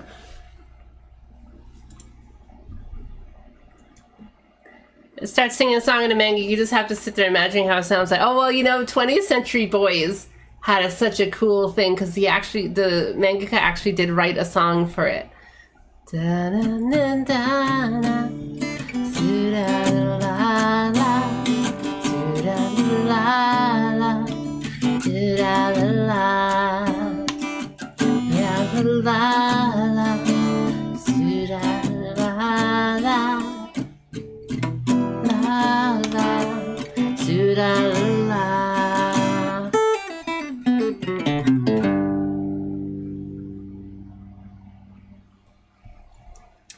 Rocksmith is how expensive is Rocksmith?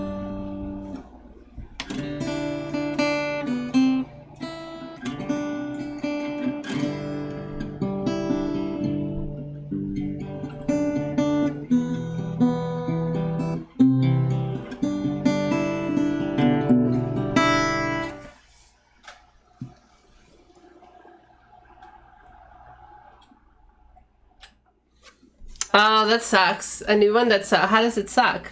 Did they make it bad? Is this a kind of dreaming? I think I've seen some of his things. It's a little very beginner friendly, some of his videos, but they are fun. It's at least like he looks at the melodies and actually like analyzes them, which a lot of people don't do. What is a good? Oh my god, Green Greens. How about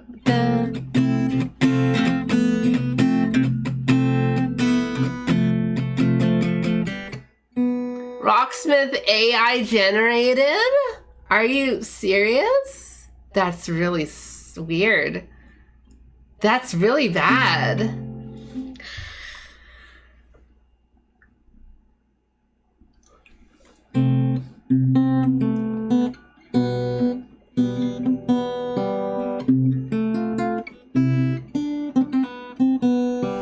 How about this? I can analyze this melody. My guitar. I can't. I don't have enough space. Okay. So the first two chords of Green Hill Zone are an F major chord and an E minor chord.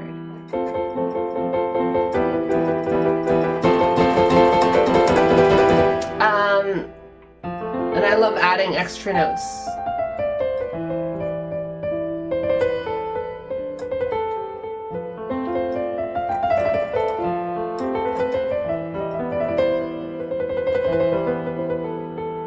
What is the melody now? So if you know these are the chords, what is the melody?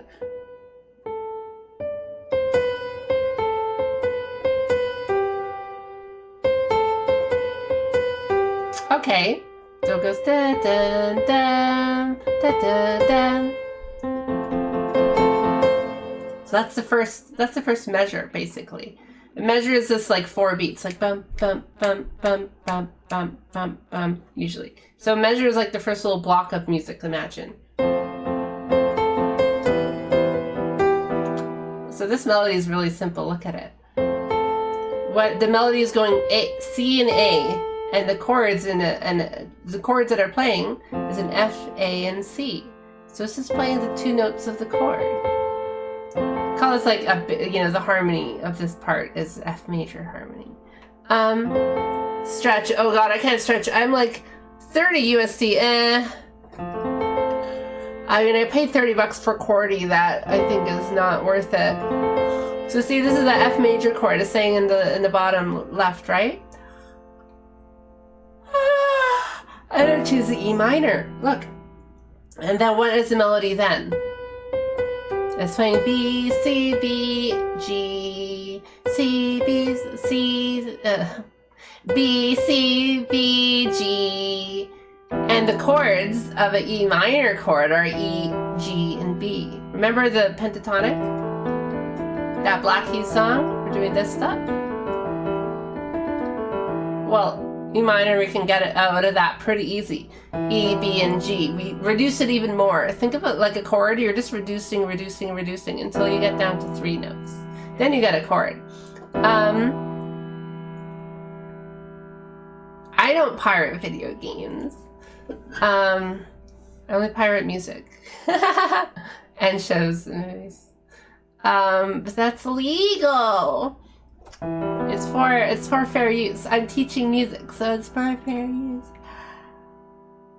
Oh, someone made a clip? Someone made a clip of what I've been playing. That's so nice. Okay, so the melody is this. So basically, again, we're just playing the 2 notes of the thing. The 2 notes of the chord we're already playing, just like F. Da-dun, dun, da-dun-dun. The only note we're adding this extra note. Oh. We're adding this little extra note. This is a little extra. Just like, remember, we only play these 3 notes, so everything else is kind of like up to you almost. But the scale, the sort of, the scale is gonna tell you, like, it will help tell you what notes you probably should be playing.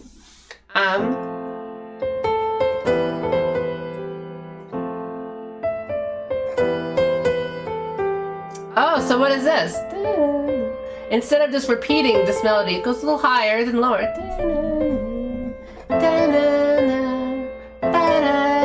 I love this, because remember, look at this, guys. This is the second part of Green Hill Zone. Well, how about this? Give you up, let you down.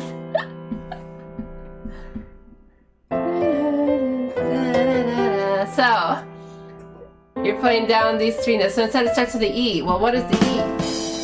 What is the E here? These aren't part of the notes, just like the C wasn't part of this. These are all out of the chord. They're not allowed, right? But they are, because this just makes it sound. Well, we'll get into chord tones and what each chord extension. It means chord extension because you're extending the chord a little bigger. And you can basically play almost every note you want as long as it sounds good. And each of them add a certain quality. So when you add the note right below this is F, you add the note right below it, it's going to sound jazzy. So that's allowed. Look how jazzy it sounds.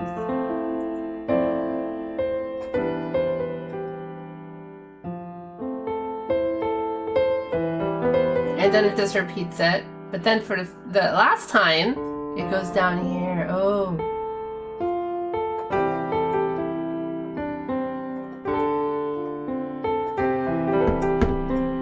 It basically follows the same pattern.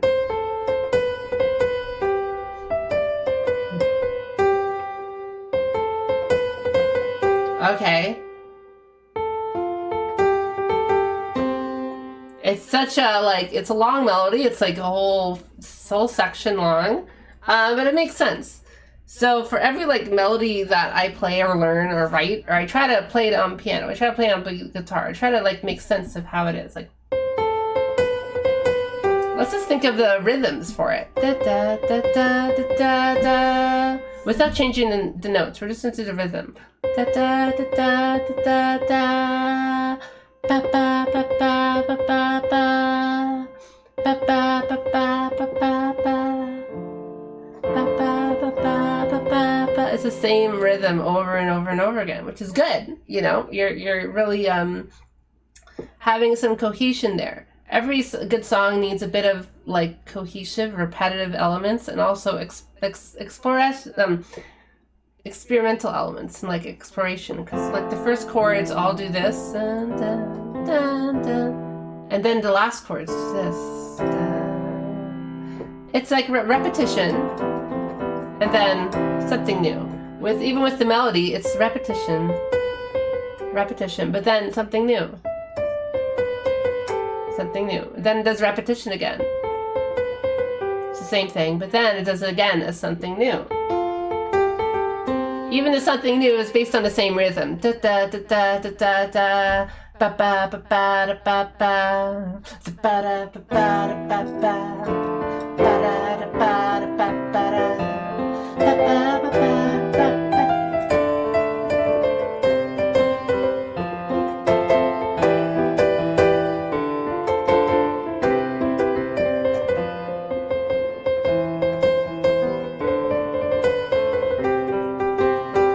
So now that you have these like pieces of building blocks of the music,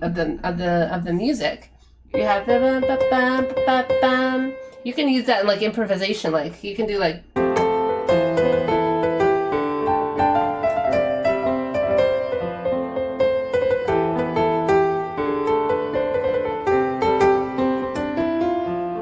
you can kind of like just input it in whenever you want if you're doing a guitar solo or something, and you can. It's basically referencing the melody without referencing the melody. Like you're just referencing the rhythm. Da da da da da da. You can play it on guitar chords.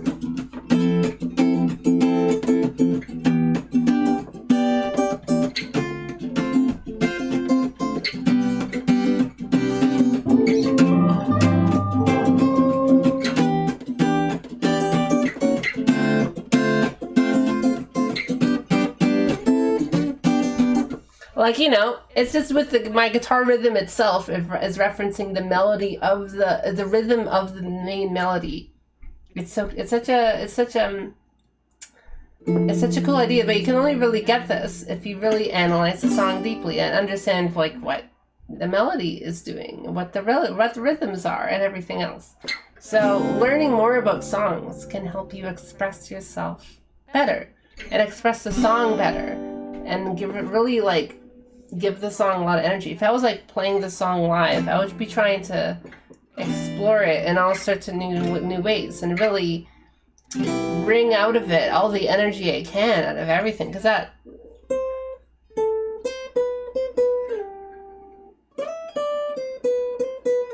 there's so much like cool things going on there, like da da da da.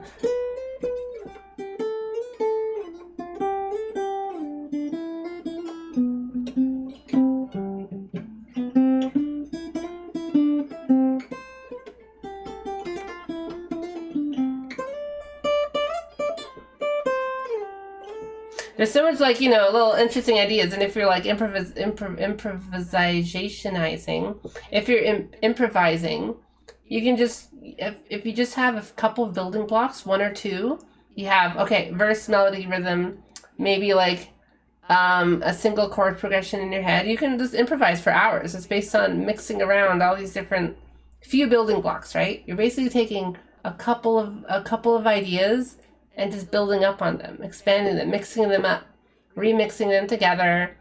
A lot of song arrangements of video game music don't really bring out all the ideas the song really has. They kind of like repeat a couple of things, and then they kind of just don't really like bring out all the potential the song really could have. In like different kind of arrangements and remixes and cool stuff. Even people's own original songs, I feel they don't really do that. That's like one of the main frustrating things with songwriting. You can hear like a song and it's like pretty good, and it's like, well, why didn't they expand on this idea? Why didn't they expand on that little melody they had? It's such a good little melody, and they just don't revisit it.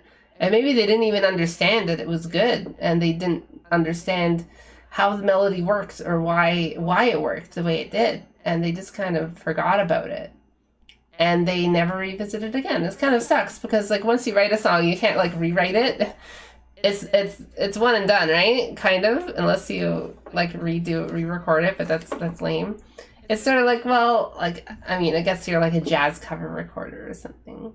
I feel like not enough musicians really understand their own musical concepts and ideas. Like, again, just the rhythm of the melody that you're playing. You can turn that into 10 minutes of extra music if you really understand what you're doing.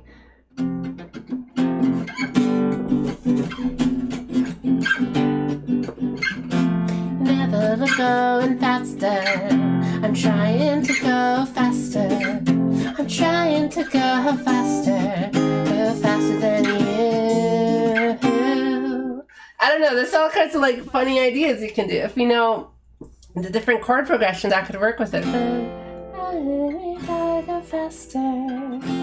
Sonic, you go faster.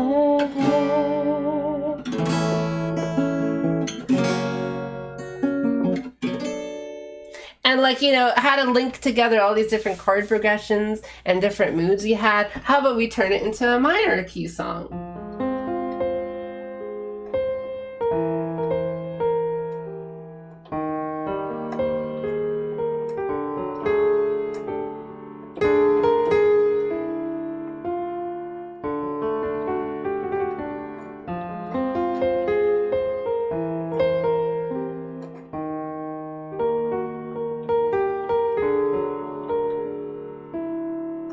I'm messing up myself, but like, you know.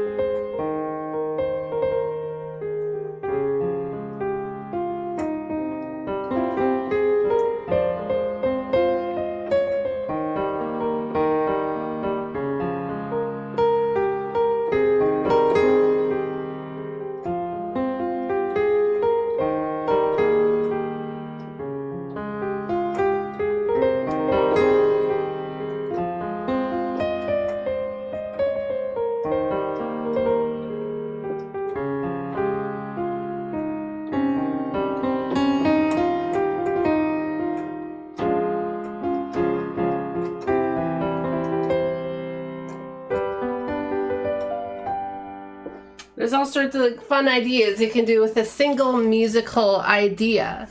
Da da da da da da ba da ba da ba da da. That's like, you know, single little idea you can work with. I can even think of God like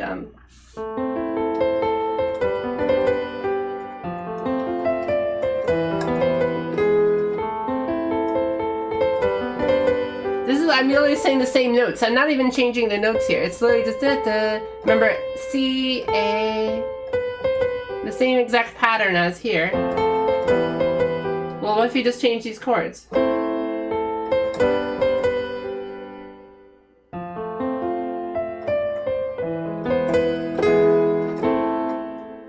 Like, there's so much ways you can expand on a single idea. Oh my God, thank you! Thank you, Kofi Streambot. Cove. Thank you, Cove. I can't wait until I get a second monitor. Everything's so squished on this one.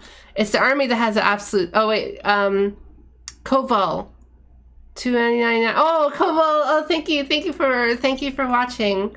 It's where the rugged manly men go. In the Navy, you can sail the 7 seas. Sorry, I've been missing these streams. Let's see.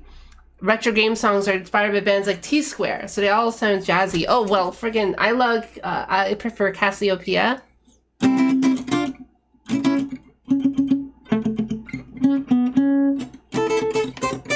How do I play that song?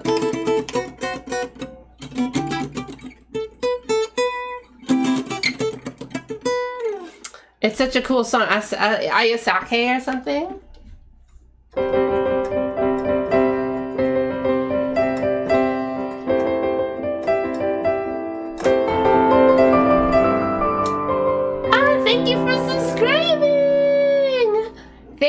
Thank you. Oh, I have the thing in the way. I'm so sorry.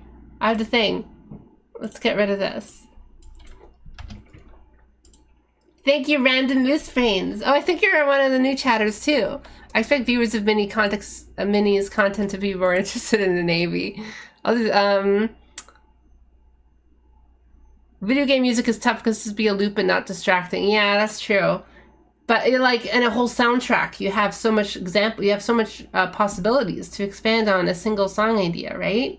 And it's like it's easier if you just kind of recycle the same idea in different ways rather than write like 30 unique songs. You can kind of write 5 songs and like different ideas. That's why people like Toby Fox's Undertale so much. That's why people thought the Undertale soundtrack was so good, because it reused motifs, little catchy little ideas, and it had different themes for different characters, like an opera, like a musical, like a concept album. And yet people still don't really understand what made it so good. It doesn't make sense to me because it's so simple. Like da da da.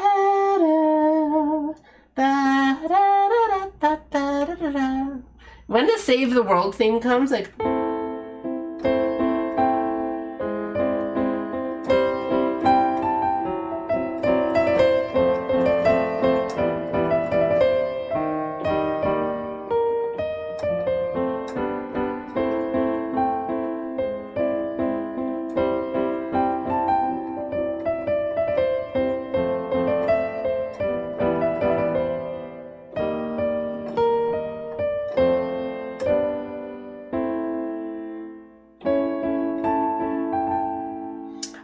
so like that Save the World theme, this theme shows up everywhere, like da da da ba da da ba ba ba ba da da da ba. Like, you know, all these little different melodies appear in the whole soundtrack, and it's just recontextualizing, reharmonizing it. Basically, remember harmony, reharmonizing it in a different chord progression. This is a very common chord progression. And then it uses these 2 chords. Remember, this is the Green Hill theme chords. Amazing. Again, these are all like the same kind of ideas. And then the next chords are,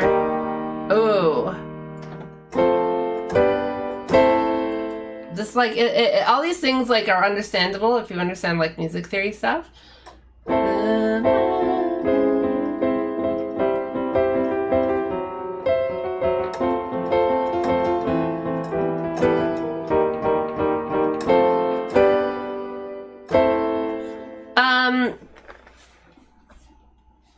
And Toby Fox understands these little ideas, and so he capitalizes on it, and it's so useful for music. Instead of having to write an entirely different new melody, he can just use an old one, and it's more effective because you remember that melody from earlier on, and it sounds so emotional because it's like a character, like you know, during a big pivotal moment, a character comes back and you see his face again, and he's saying, "Believe in yourself, hero."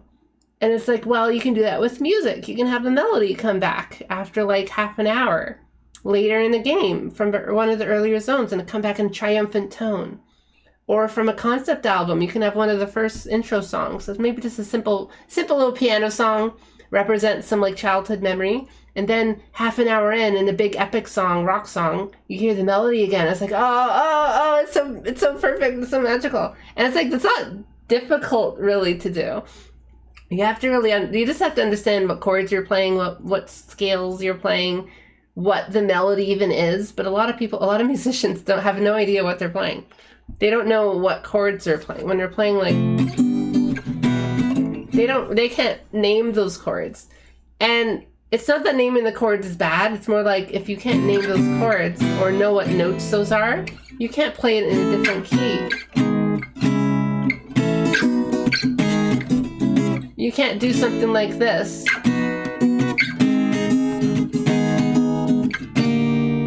Some weird, like you can't do weird modulations and weird shifts and changes everywhere if you don't really understand the inner workings. You can't like tune your car up if you don't understand what transmission is. You can't like tune a fish if you're not a fisherman. You can't like, you can't Like, you have to at least understand the basics, right? Like, you can't really paint like proper shadows on an apple if you don't understand what colors paints use, right? This is a frustration I have with different things, with different music right now. Big Band Arrangement that won the remix Grammy, it was okay. It was pretty good. It was a pretty difficult song. I've heard better remixes of that song. I've transcribed that song before. It's very complicated. There's a lot going on. It's a really complicated song, but it's pretty good. There's been a lot of good video game remixes going on right now.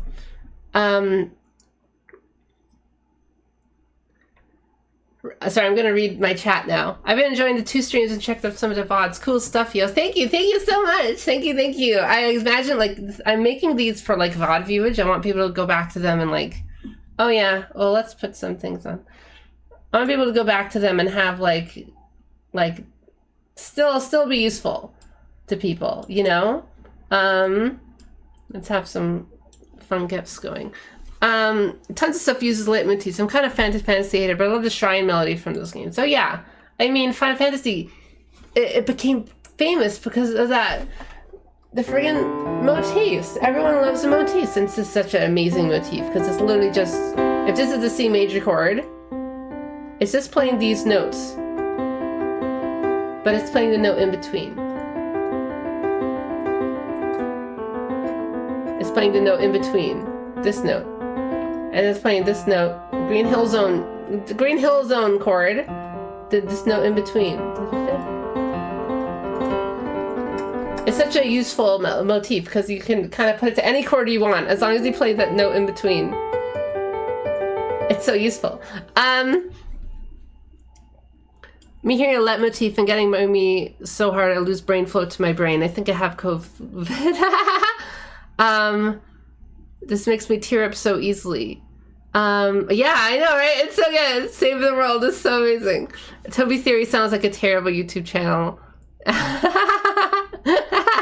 It does. It's just a theory. A music theory. That's going to be my 2 tagline, guys. It's a shame not many albums do that. At least the ones I know. Even friggin' wait, does Skrillex's double album actually use leitmotifs? Does it like have like a concept story and stuff? I played a minor because of Stranger of Paradise. Dream Theater said a simple Dream Theater. Well, Dream Theater like does leitmotifs. They do that because it's smart writing. When you're writing long songs, when you're writing like soundtracks or big arrangements, using leitmotifs is smart because it's efficient writing. You're being economic. You're not writing 3 hours of original music. You're writing 3 hours of, half an hour of music and like remix and repeat it in different ways for storytelling purposes. Just like every single movie doesn't build a new set for every single scene. They reuse the sets. They reuse the actors. They have, 3 different actors and, they're telling a story with those 3 actors. So you can do that with, a song. Like the da-da-da-da-da-da. This is like one of the actors of a song. Da-da-da-da-da-da-da. You can like do that and then maybe have a metal riff later.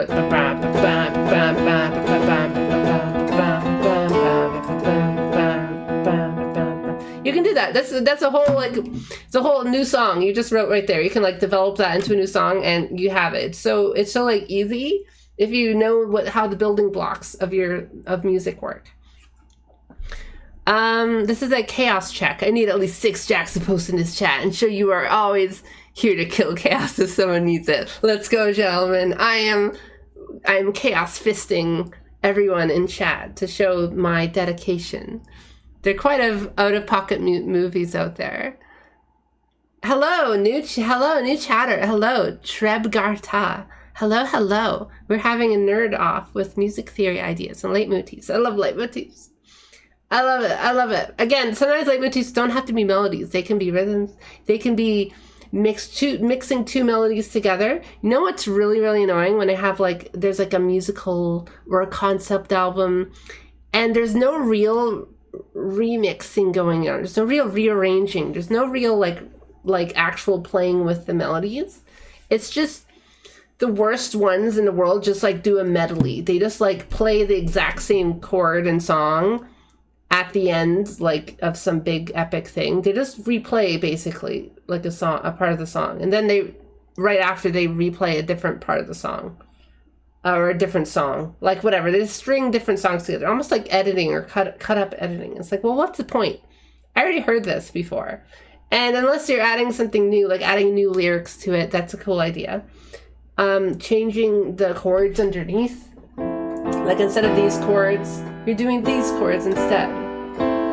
It's a little sadder. Or you're doing totally different completely. You're just doing something totally different. You're changing it up completely. And it's like, well, unless you're playing around with that, like, well, what's the point of making long songs? Let's do 2-minute long songs. Let's do Beatles 3-minute, long song stuff. So hey, about some old like 60s songs, they have breaks, little bridges. They have bridges, and it's like they're so shitty almost all the time because they like almost completely disconnected to the rest of the song, and the melodies kind of suck, and it's kind of sucks. And sometimes they're really, really good. Sometimes the bridges are so good they're better than the rest of the song, and you almost wish I wish the song was like 5 minutes long, 10 minutes long, so they could actually expand on all these. You can hear them more, and they can mix everything together in cool ways and develop the idea, just like you develop a character in a movie. You say, oh, there's no character development, I want the song ideas to develop, the melodic ideas. I remember Brian May of Queen said like he never wanted the last chorus to sound like the first chorus or the last verse to sound just like the first, put in a new instrument there, change up the rhythm a bit, do something different. Because then what's the point of having it at all? Just cut off the song at that point, if you have nothing new to say. They don't have them build entire new sets for every single scene. Yeah, I know. Well, I watched One Piece last night, first 4 episodes. It was pretty good. It felt like a real show, not a fake show. I watched a Wednesday, almost last year, I think, and it was kind of shitty. It was kind of bad. Some parts were kind of good. It almost felt like an Otome game, but it fell apart. It really fell apart. It had some good pieces, and it didn't really build up on them properly. But I felt like after watching that, oh, this is what a Netflix show is like. Because I never watched Stranger Things. I never watched most of these shows. I watched Squid Games, which is pretty good. But, it was okay. But the whole, sort of fad shows like that, it never made sense to me. So at least now I feel like I understand that concept now of a Netflix show and how the episodes have to develop and how different, they always need to end on a cliffhanger and stuff like that. One Piece feels like it's, you can see some of that DNA in it, and also some of it isn't. They actually go for some sentimental value. Most of it was remembering the manga, because I only read the manga, by the way. Remembering some of the nice moments of the manga, and I'm actually I'm actually tearing up a little bit, or having that kind of crying sensation. Oh, and it's just in a live action TV show, right? Them saying really sentimental, cheesy type stuff that you wouldn't see in Breaking Bad or something, which is really good too. But it's a different kind of media. So when you have those kind of moments of Luffy talking to Kobe about believing in his dreams, it's wow, is this really in a live action TV show? Am I really seeing something like this? This is crazy. You can't give up on your dreams. It's so silly, right? But it's real. Probably the worst part of One Piece is just the costume design. It's a little too much. They should have toned down a little bit, because the sets are great. The sets are amazing. Maybe not the Alice in Wonderland mansion outside. That's kind of weird. I didn't really like that aesthetic. I never really did this whole Tim Burton-esque thing. But everything else is actually pretty good. Even the directing, the camera work is probably the best part of it. Like, it actually looks like real.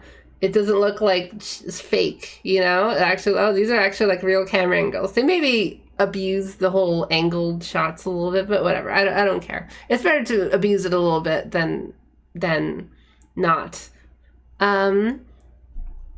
Nami's sister has blue hair. It's Vogue. I didn't get to that episode yet. Isn't Kobe's actor like trans male or something?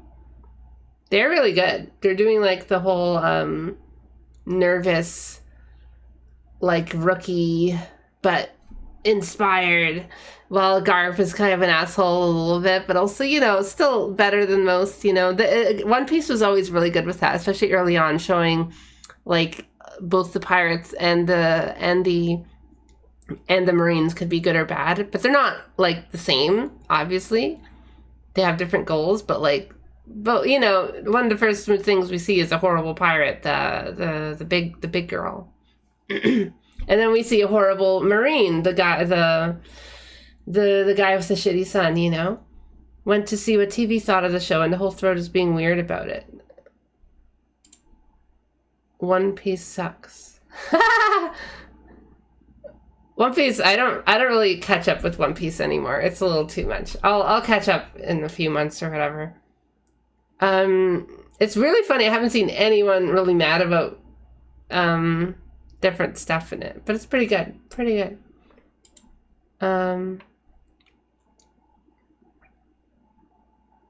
Death to One Piece haters. Guys, I don't care if you hate One Piece. You don't need to delete those messages.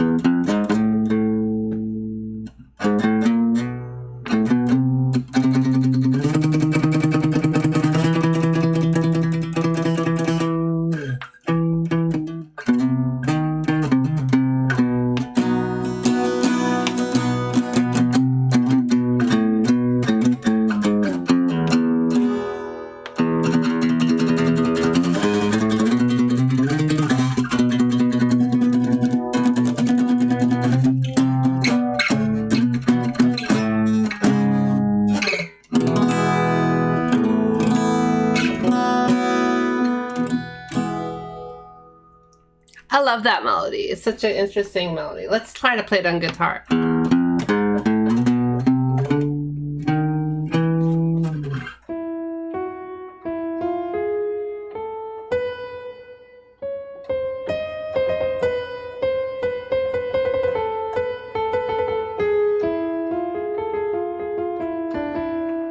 So that's like a single melody. It's basically a modal melody. Like you basically play it over an E. There's not really a chord progression going on here. It's just like basically.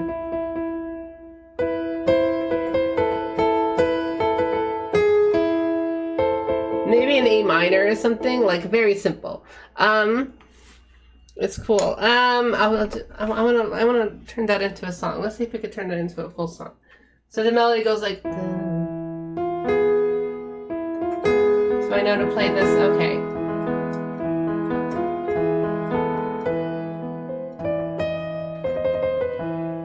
Ooh, spicy. Remember For Elise?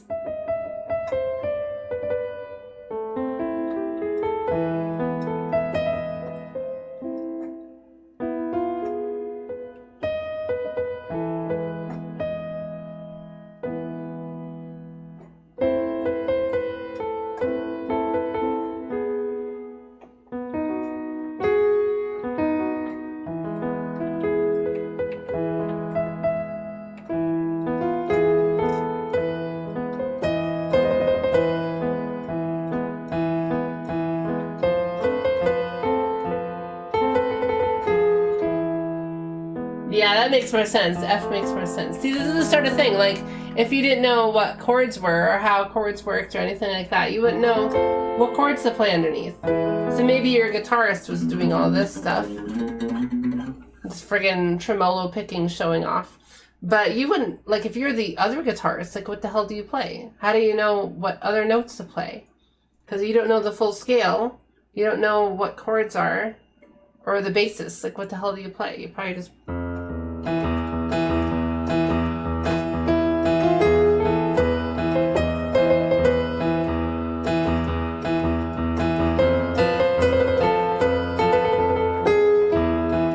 If you didn't know what to play this note, your music would sound worse. You wouldn't really be able to explore the music properly.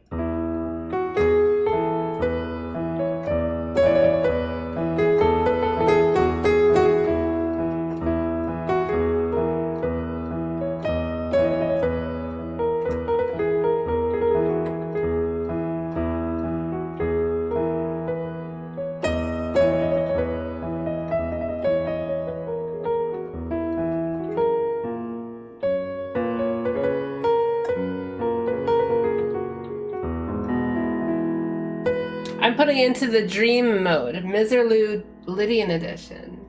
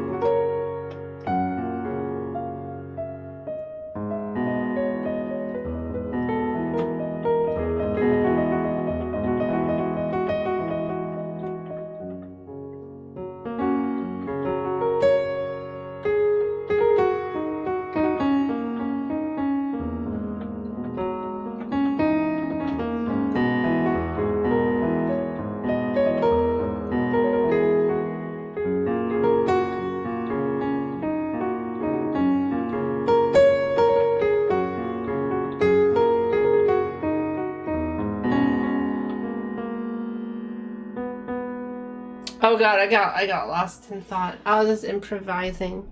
I love improvising. Wasn't I said I was gonna play a video game or something? If anyone has a little video game I could play for a little bit. It's already almost 9.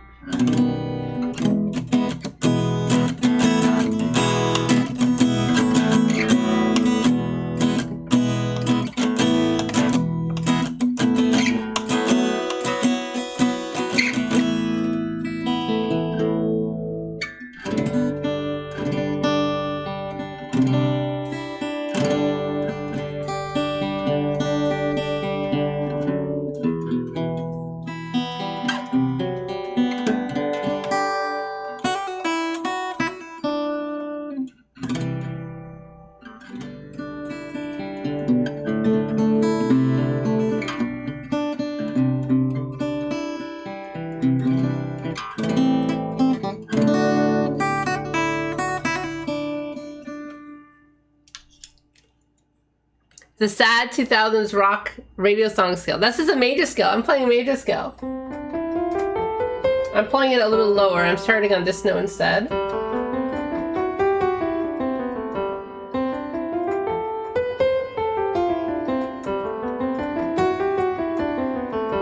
Playing the same note, so...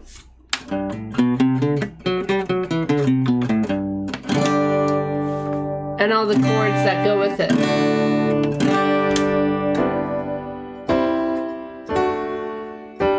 All the same. It's all the same shit. Is this the kind of dream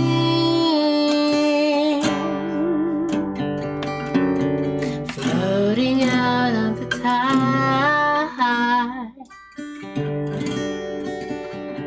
following the river of death downstream?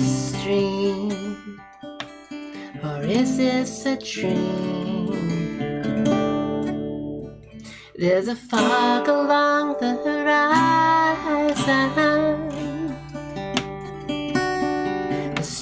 strange glow in the sky,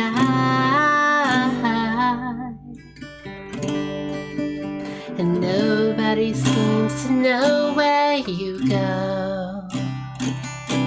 And what does it mean? Oh, is this a dream? The bright eyes burning like fire, the bright eyes, how can you close and fail? How can the light that burns so brightly suddenly burn so pale? Bright eyes. Is this a kind of shadow reaching into the night,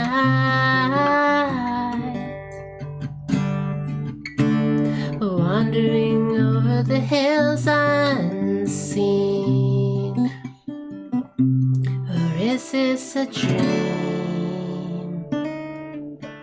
There's a high wind in the trees,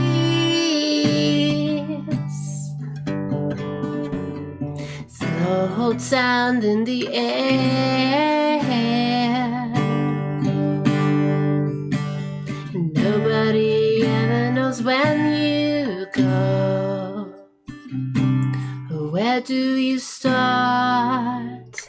Oh, into the dark.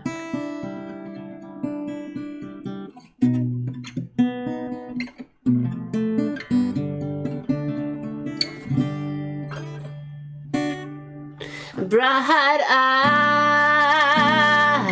burning like fire,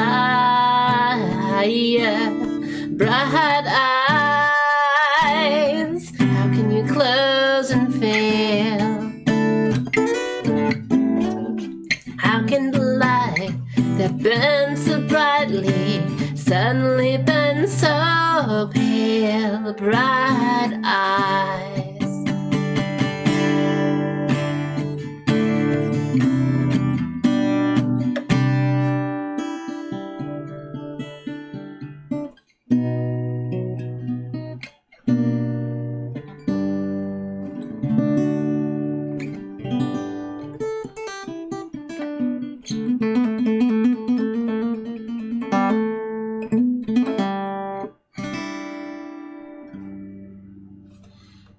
Bright Eyes by Art Garfunkel. Well, he just sang it. It was song. It was made for Watership Down song, Rabbit song. Yeah, you know. I first heard that song in Radix. Why You're the Man Now Dog chiptune cover. I can't. I'm still afraid of singing too loud where I live, so it's a little difficult.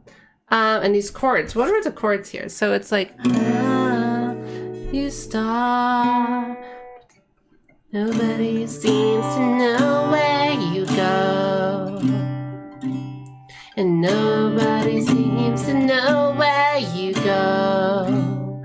What does it mean? Oh, no, see, it's not the chord.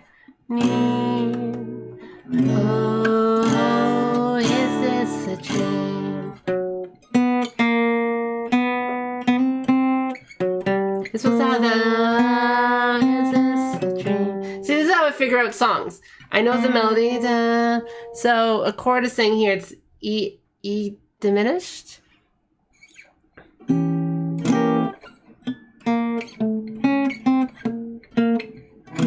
Oh, I guess so. It has that note in it. I know the E diminished chord has this note, and that's the melody note. And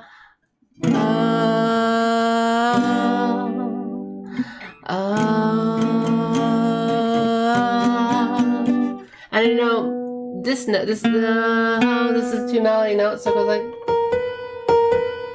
Well, E diminished, I know, is this. And then the next word has to be this. I'm singing this note and this note. Oh, is this a dream? It makes sense. So all that music, like, it locks in with the harmony going on, right? If you know this is the melody note and this is the bass note. Ooh, it's a tritone. It sounds kind of bad, but this sounds really good. Well, that's how the song goes. Oh, is this a dream? It's supposed to be like a dream-like night, a little bit scary because it's about death. Modern Watership Down inspired musician is Skrillex. Really? The Skrillex.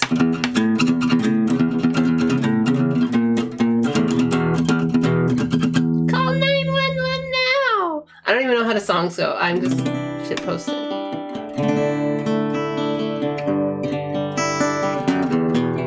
I have Turek 2 too. I have Turek 2, I think, installed.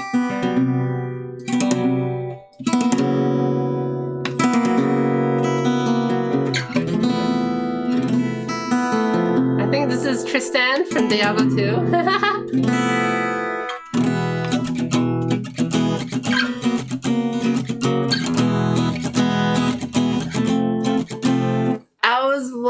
Oh my god, Hazel. I'm a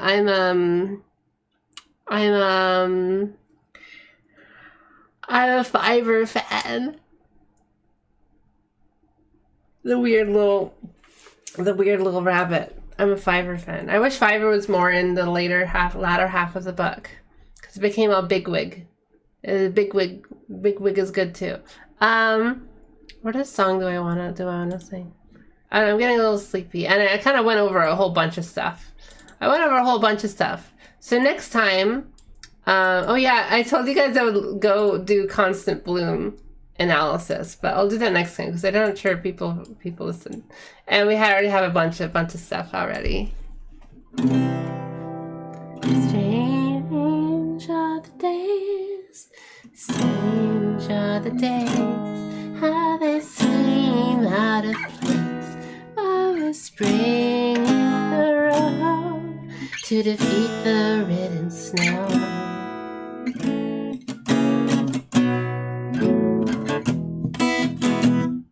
Green Greens. I had a bunch of different song analysis I wanted to do. I was going to do, well, I won't spoil it. A bunch of ideas I wanted to do.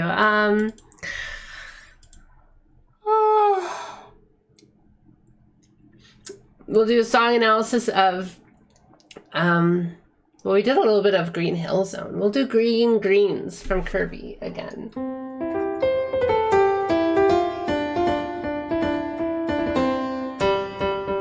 A lot of interesting stuff going on there.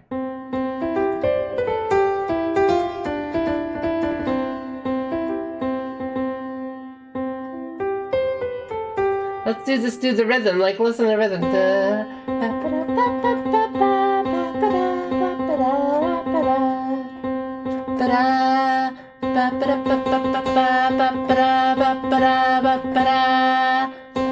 It's doing that a lot, and you'll see that come again later in the song. It's very, very interesting.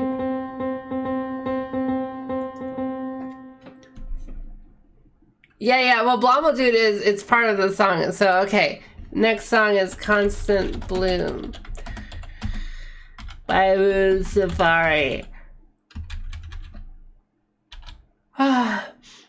And the Constant Bloom melody comes up again later in Blomel Dude a few times. It's not like a concept album actually. They just think it's cool, but you know, more albums should do that. I remember Pat Metheny, the phase dance melody, I think appears at the end of April Joy. Like later in the album, they just want to play the chord progression again. It's cool. Can I let's see the phase dance. I'll try to learn phase dance on guitar. Phase dance by Pat Metheny is really cool. It's only in Guitar Pro, really. I'm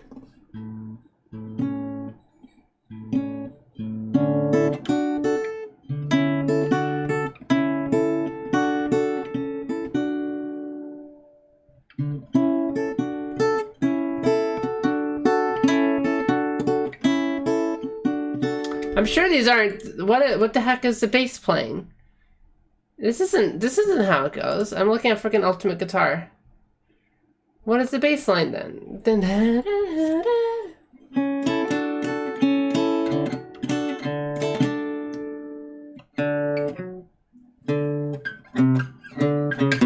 And then I think it does minor, right?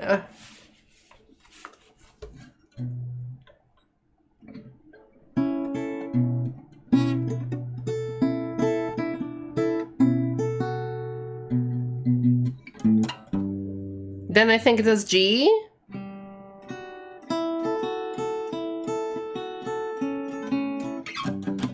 I don't think so. I think it does some kind of chord change there. Oh well, I guess I'll never learn the song now. Da, da, da. Anyways, fellas, I think it's been a little long now. It's been a long stream, almost 3 hours. Wow.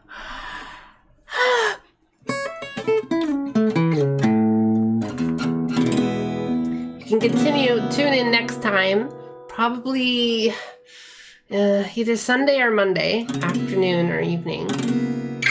And learn more, unlocking the secrets of the musical world. You learn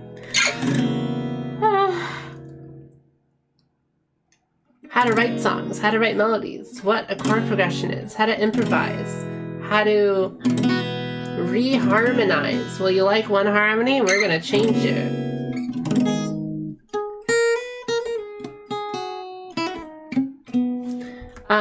You'll learn everything just now. You become a master musician. You might be really bad at playing instruments. You might be really bad at playing instruments, but you don't need to be good at playing instruments to be good at making music. You just need to, I'm not really like, I view myself as like advanced on guitar and like medium on piano in terms of technical skill.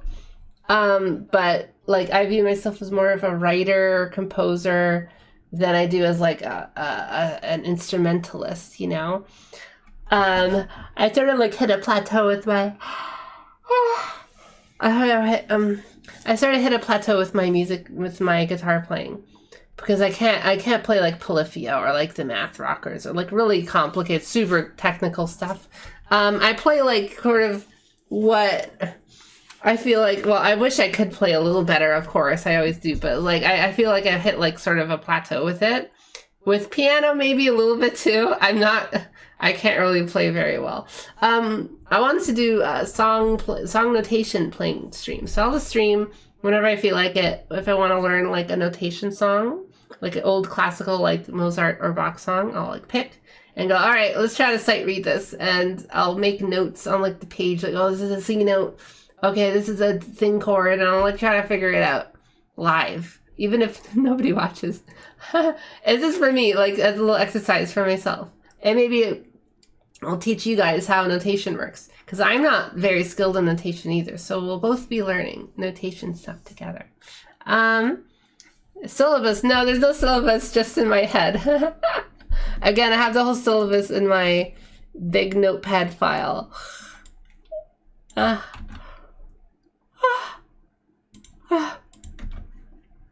Look at this.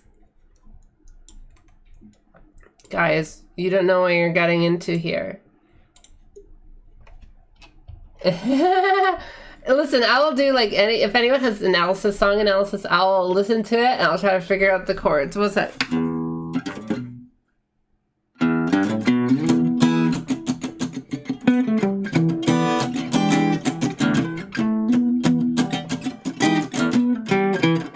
The numbers are literally just like here. This is 1, this is 2, this is 3, this is 4, this is 5, this is 6, 7, 8, 9, 10, 11, 12, 10.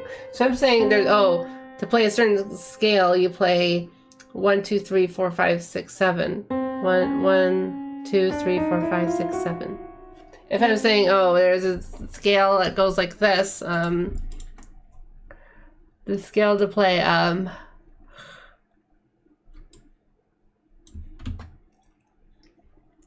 Mixolydian.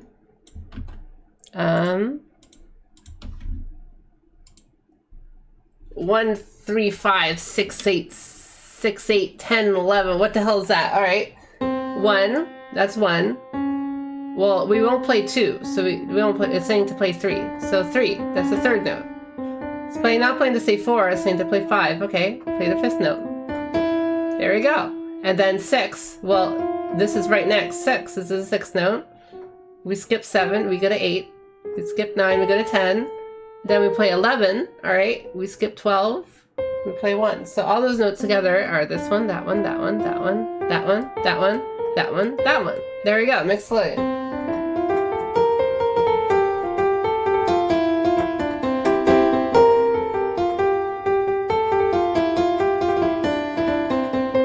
Remember the train guy who wanted to go on an adventure?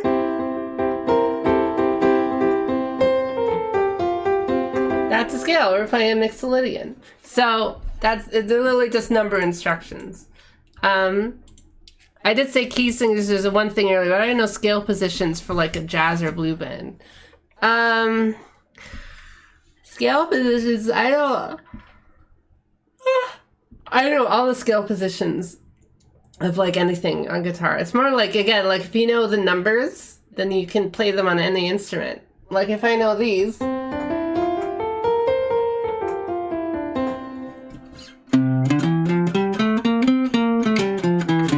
Exact same things.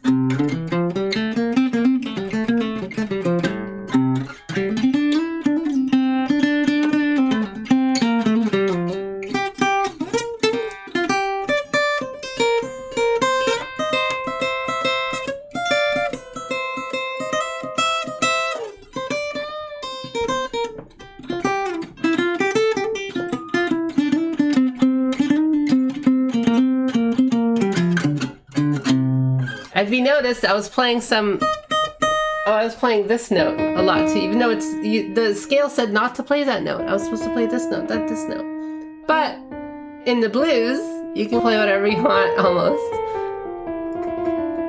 You can play almost anything you want with the blues and jazz and stuff. So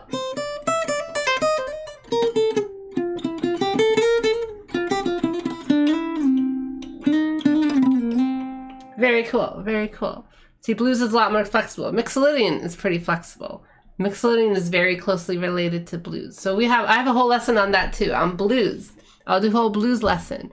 Mixolydian lesson. It's tied together. It's the same, almost very similar. Not the same thing, but similar. So that's why like it's very important we get some of the fundamentals down, so you all know going ahead how these future ideas all connect with each other. And then you'll see like, oh, it's so simple.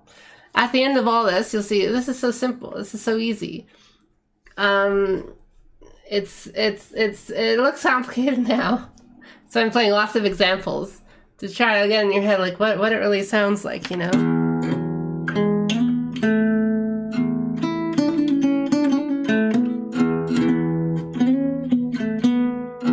Gonna play Mixolydian.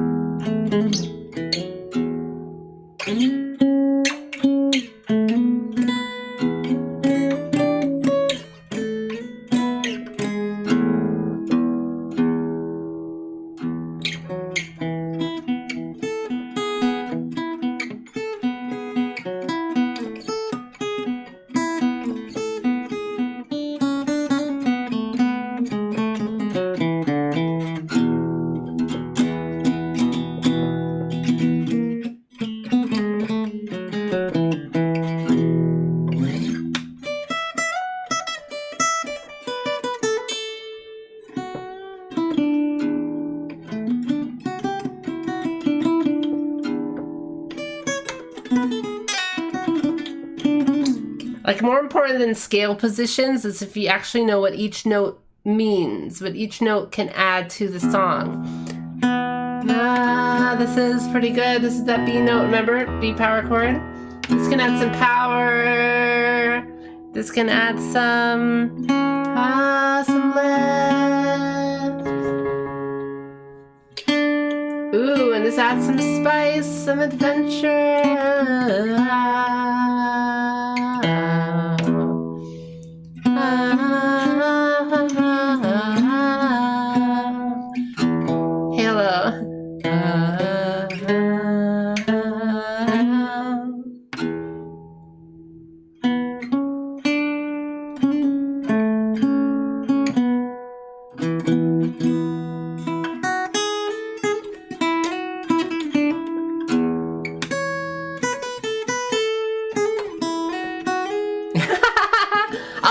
Mixolydian.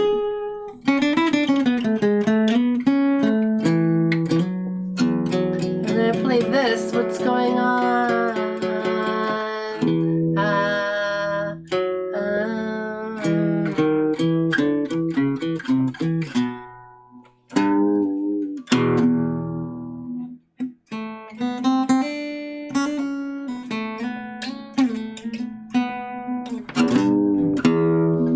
Halo Blues.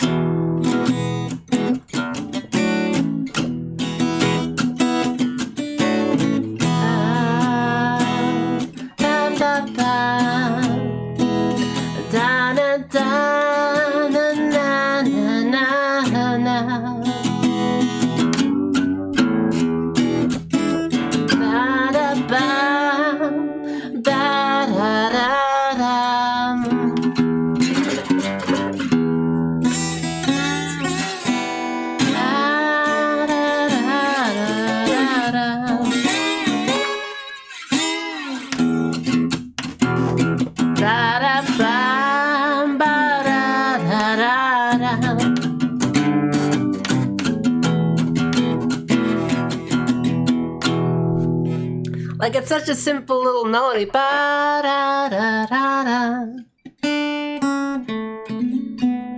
But that's such a characteristic part of the Halo theme. So if someone wanted to write Halo Blues, which I just did, it's really simple.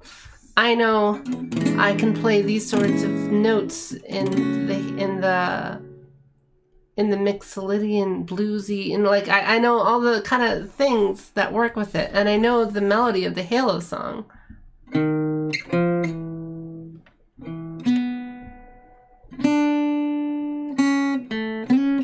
And like, you know, just that little fragment of a melody, and I can play it on any scale. Doesn't matter where I am. I don't have my earphones kept falling off when I was playing guitar, so. And it's like, well, if you understand the pieces, the little building blocks, the little jigsaw pieces, the little Lego bricks, the bricks in the wall, then you know how the whole wall is built, you know. You know how to rebuild any wall. You can rebuild anything if you know how the pieces are made. If you know all the little bits and pieces. You can rearrange it, mix it, rearrange it,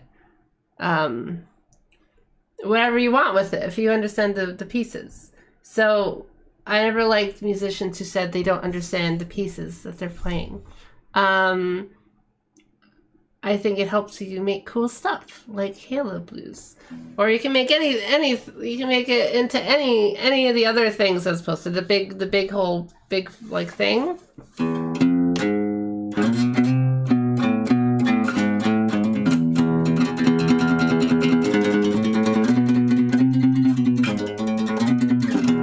Like whatever, you can do whatever you want. It all fits into place. If you just know how the pieces fit.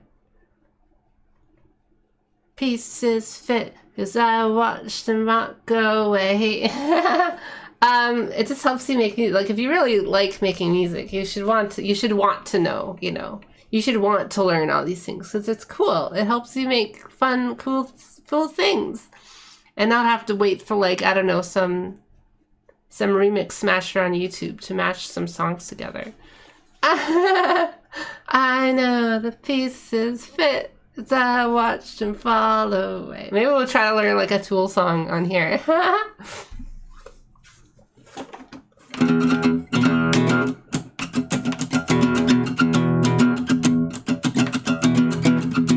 That's like the only song you know.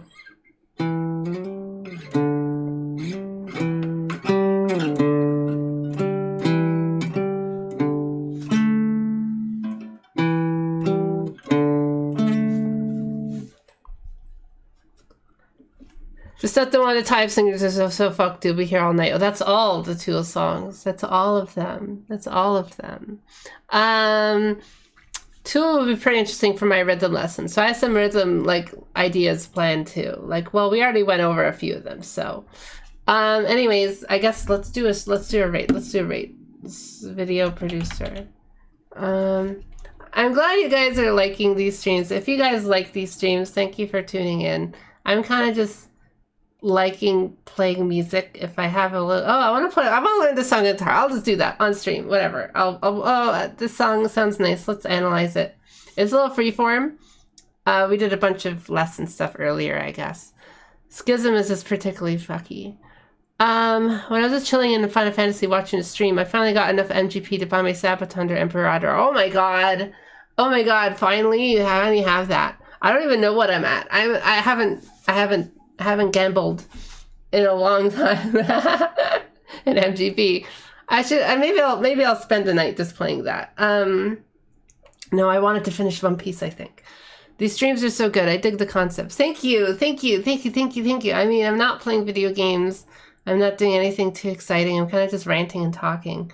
But these are all the things that are in my head when I'm playing music and writing music and doing stuff. I hope I can chat a bit more.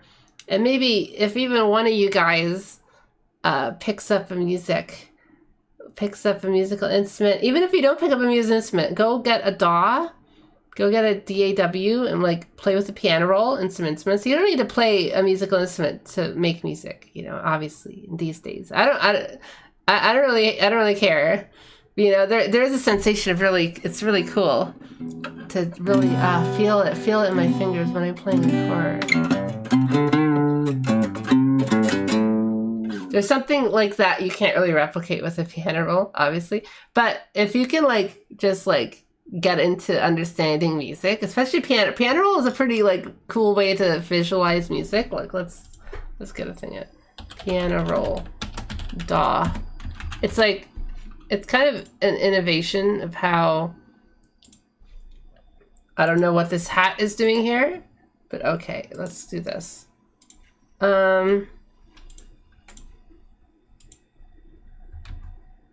Like this is an example music piano roll. Oh, there's aha. Let's take out the filter.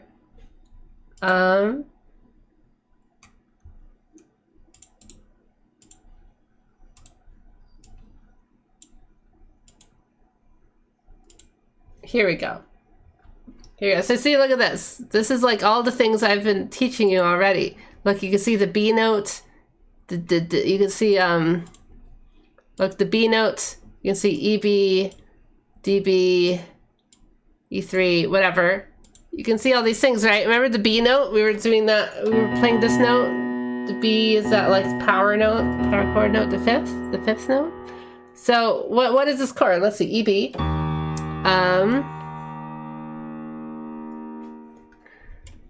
EB, B, DB.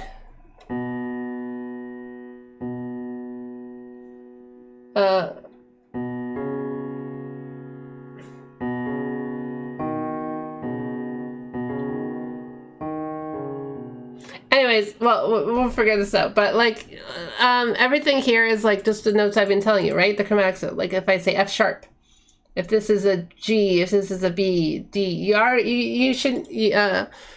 you technically already know these things. This is all these notes on the piano.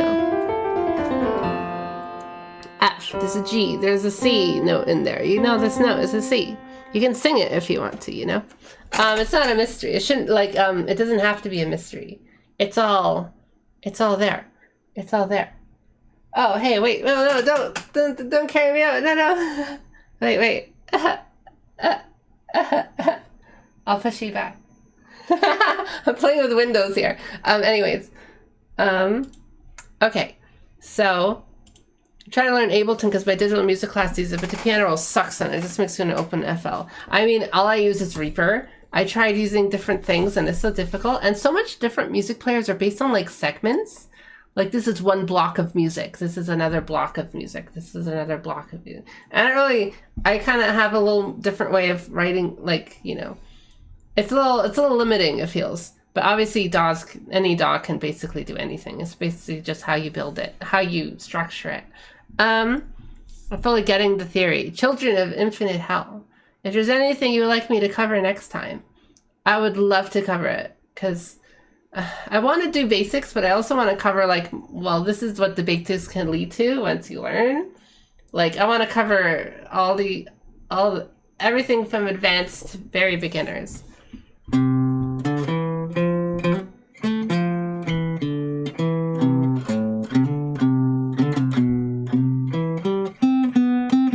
Oh, where did you... Oh, Skald, where did you take theory classes?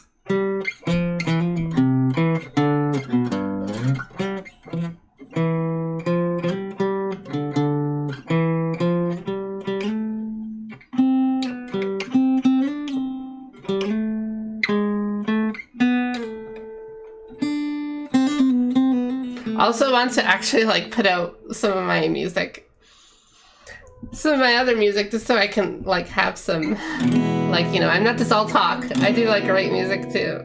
Obviously you can listen to some basic ideas on my SoundCloud, but those are fun like sketch ideas, you know. But yeah, children of Up in Hell, if you have any ideas of what I could teach for next time.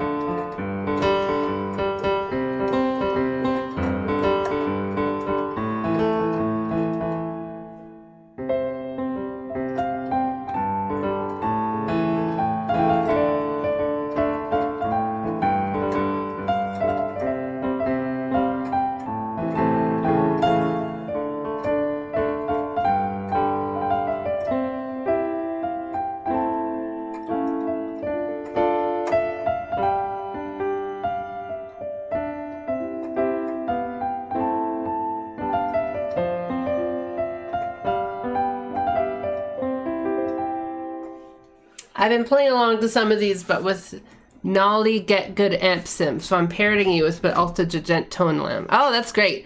Almost everything I do is like, I have guitar simulators on VST. I have my digital, everything I use is digital. I don't, you know, that's cool. I love playing with all those kind of different tones and stuff. I remember it was Joe Satriani's first Surfing with the Alien album. Where he said like he wanted to make it sound like there was like 10 different guitars playing for the album with different tones, right? Like just like having that kind of multitude, just like in a band or something, or like, you know, having, it's not just a single guitar tone. So I always try to do that. I always try to vary up the guitar tones. I need to got my guitar in hand. Oh my God, wonderful. Wonderful. Let's try to play E major to A major maybe. Here, I'll write a little tab for you right now. Oh God, no, I can't. I think it's too complicated. I have a guitar in my hand. I can barely reach the keyboard properly. I'll have to see. I missed a few of the streams, so I want to catch up on the VODs of those first. Oh, wonderful. If you're really interested, that's wonderful, wonderful. I'm planning basically for this to be like, eventually I'll make actual YouTube videos, like on my theory ideas, and this is just a way for me to like get the theories out there and get my head out and like, you know, get my head cleared out and just like talk about stuff. And then like, you know, I'll get everything organized and I'll get like feedback this way and stuff like that. But you know, I'm too lazy to actually make YouTube videos.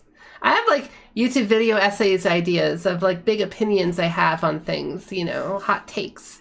But I'm too lazy to make like half-hour edited videos and rants and stuff. That's why I will stream for 3 hours instead, right? That's great.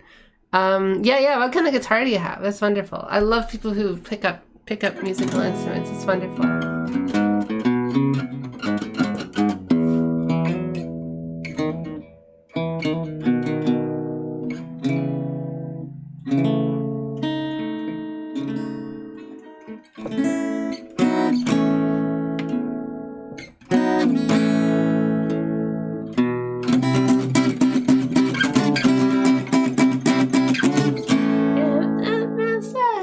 Breath to breath.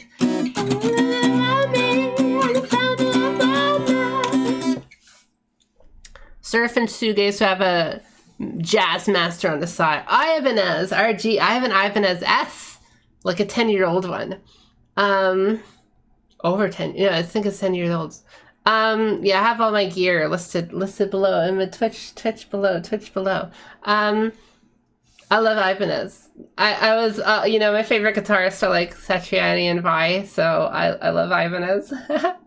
I love light. It's light. I love 24 frets. I need them.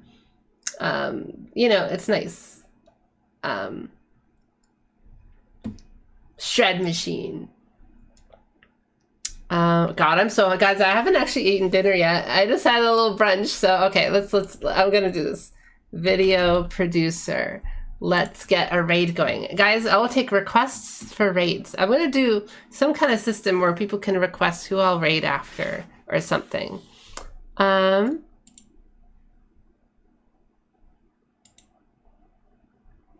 Channels to raid. Oh, Kimono. Okay, we're doing Kimono Friend Zone, guys. Fellas, it's been wonderful. It's been great. I love you all. Thank you for listening to me rant and about things I would never thought anyone would want to pay attention to. Oh, he rated me last time, and they're both wonderful. And they rated me with like 50 people. It was so amazing. It was wonderful. And anyways, I want to thank everyone for listening. Whenever I was doing the podcasts or all my old streams, I was like, I wish I could just talk about music. I don't really have any music friends. I don't like have like musician. I kind of just play on my computer. So it's nice to at least communicate and talk about all this stuff in my head. Though I've known a few other musicians in my life, and most of them didn't know anything about music. Like, it was only a couple of people, but most of them like, I don't know what the heck that chord is. Or we'll try to play together, and it's like, what is D? What's D? You want to play in D? What does that mean? It's like, it was just frustrating because it's like, you can't really, it's hard to really get a thing going if you don't know some of the basics. So maybe with this, maybe with my theater lessons, more people will be able to play music together and be able to express yourself through music. So guys, have a wonderful night. Bye-bye. Woo! Love you, New York.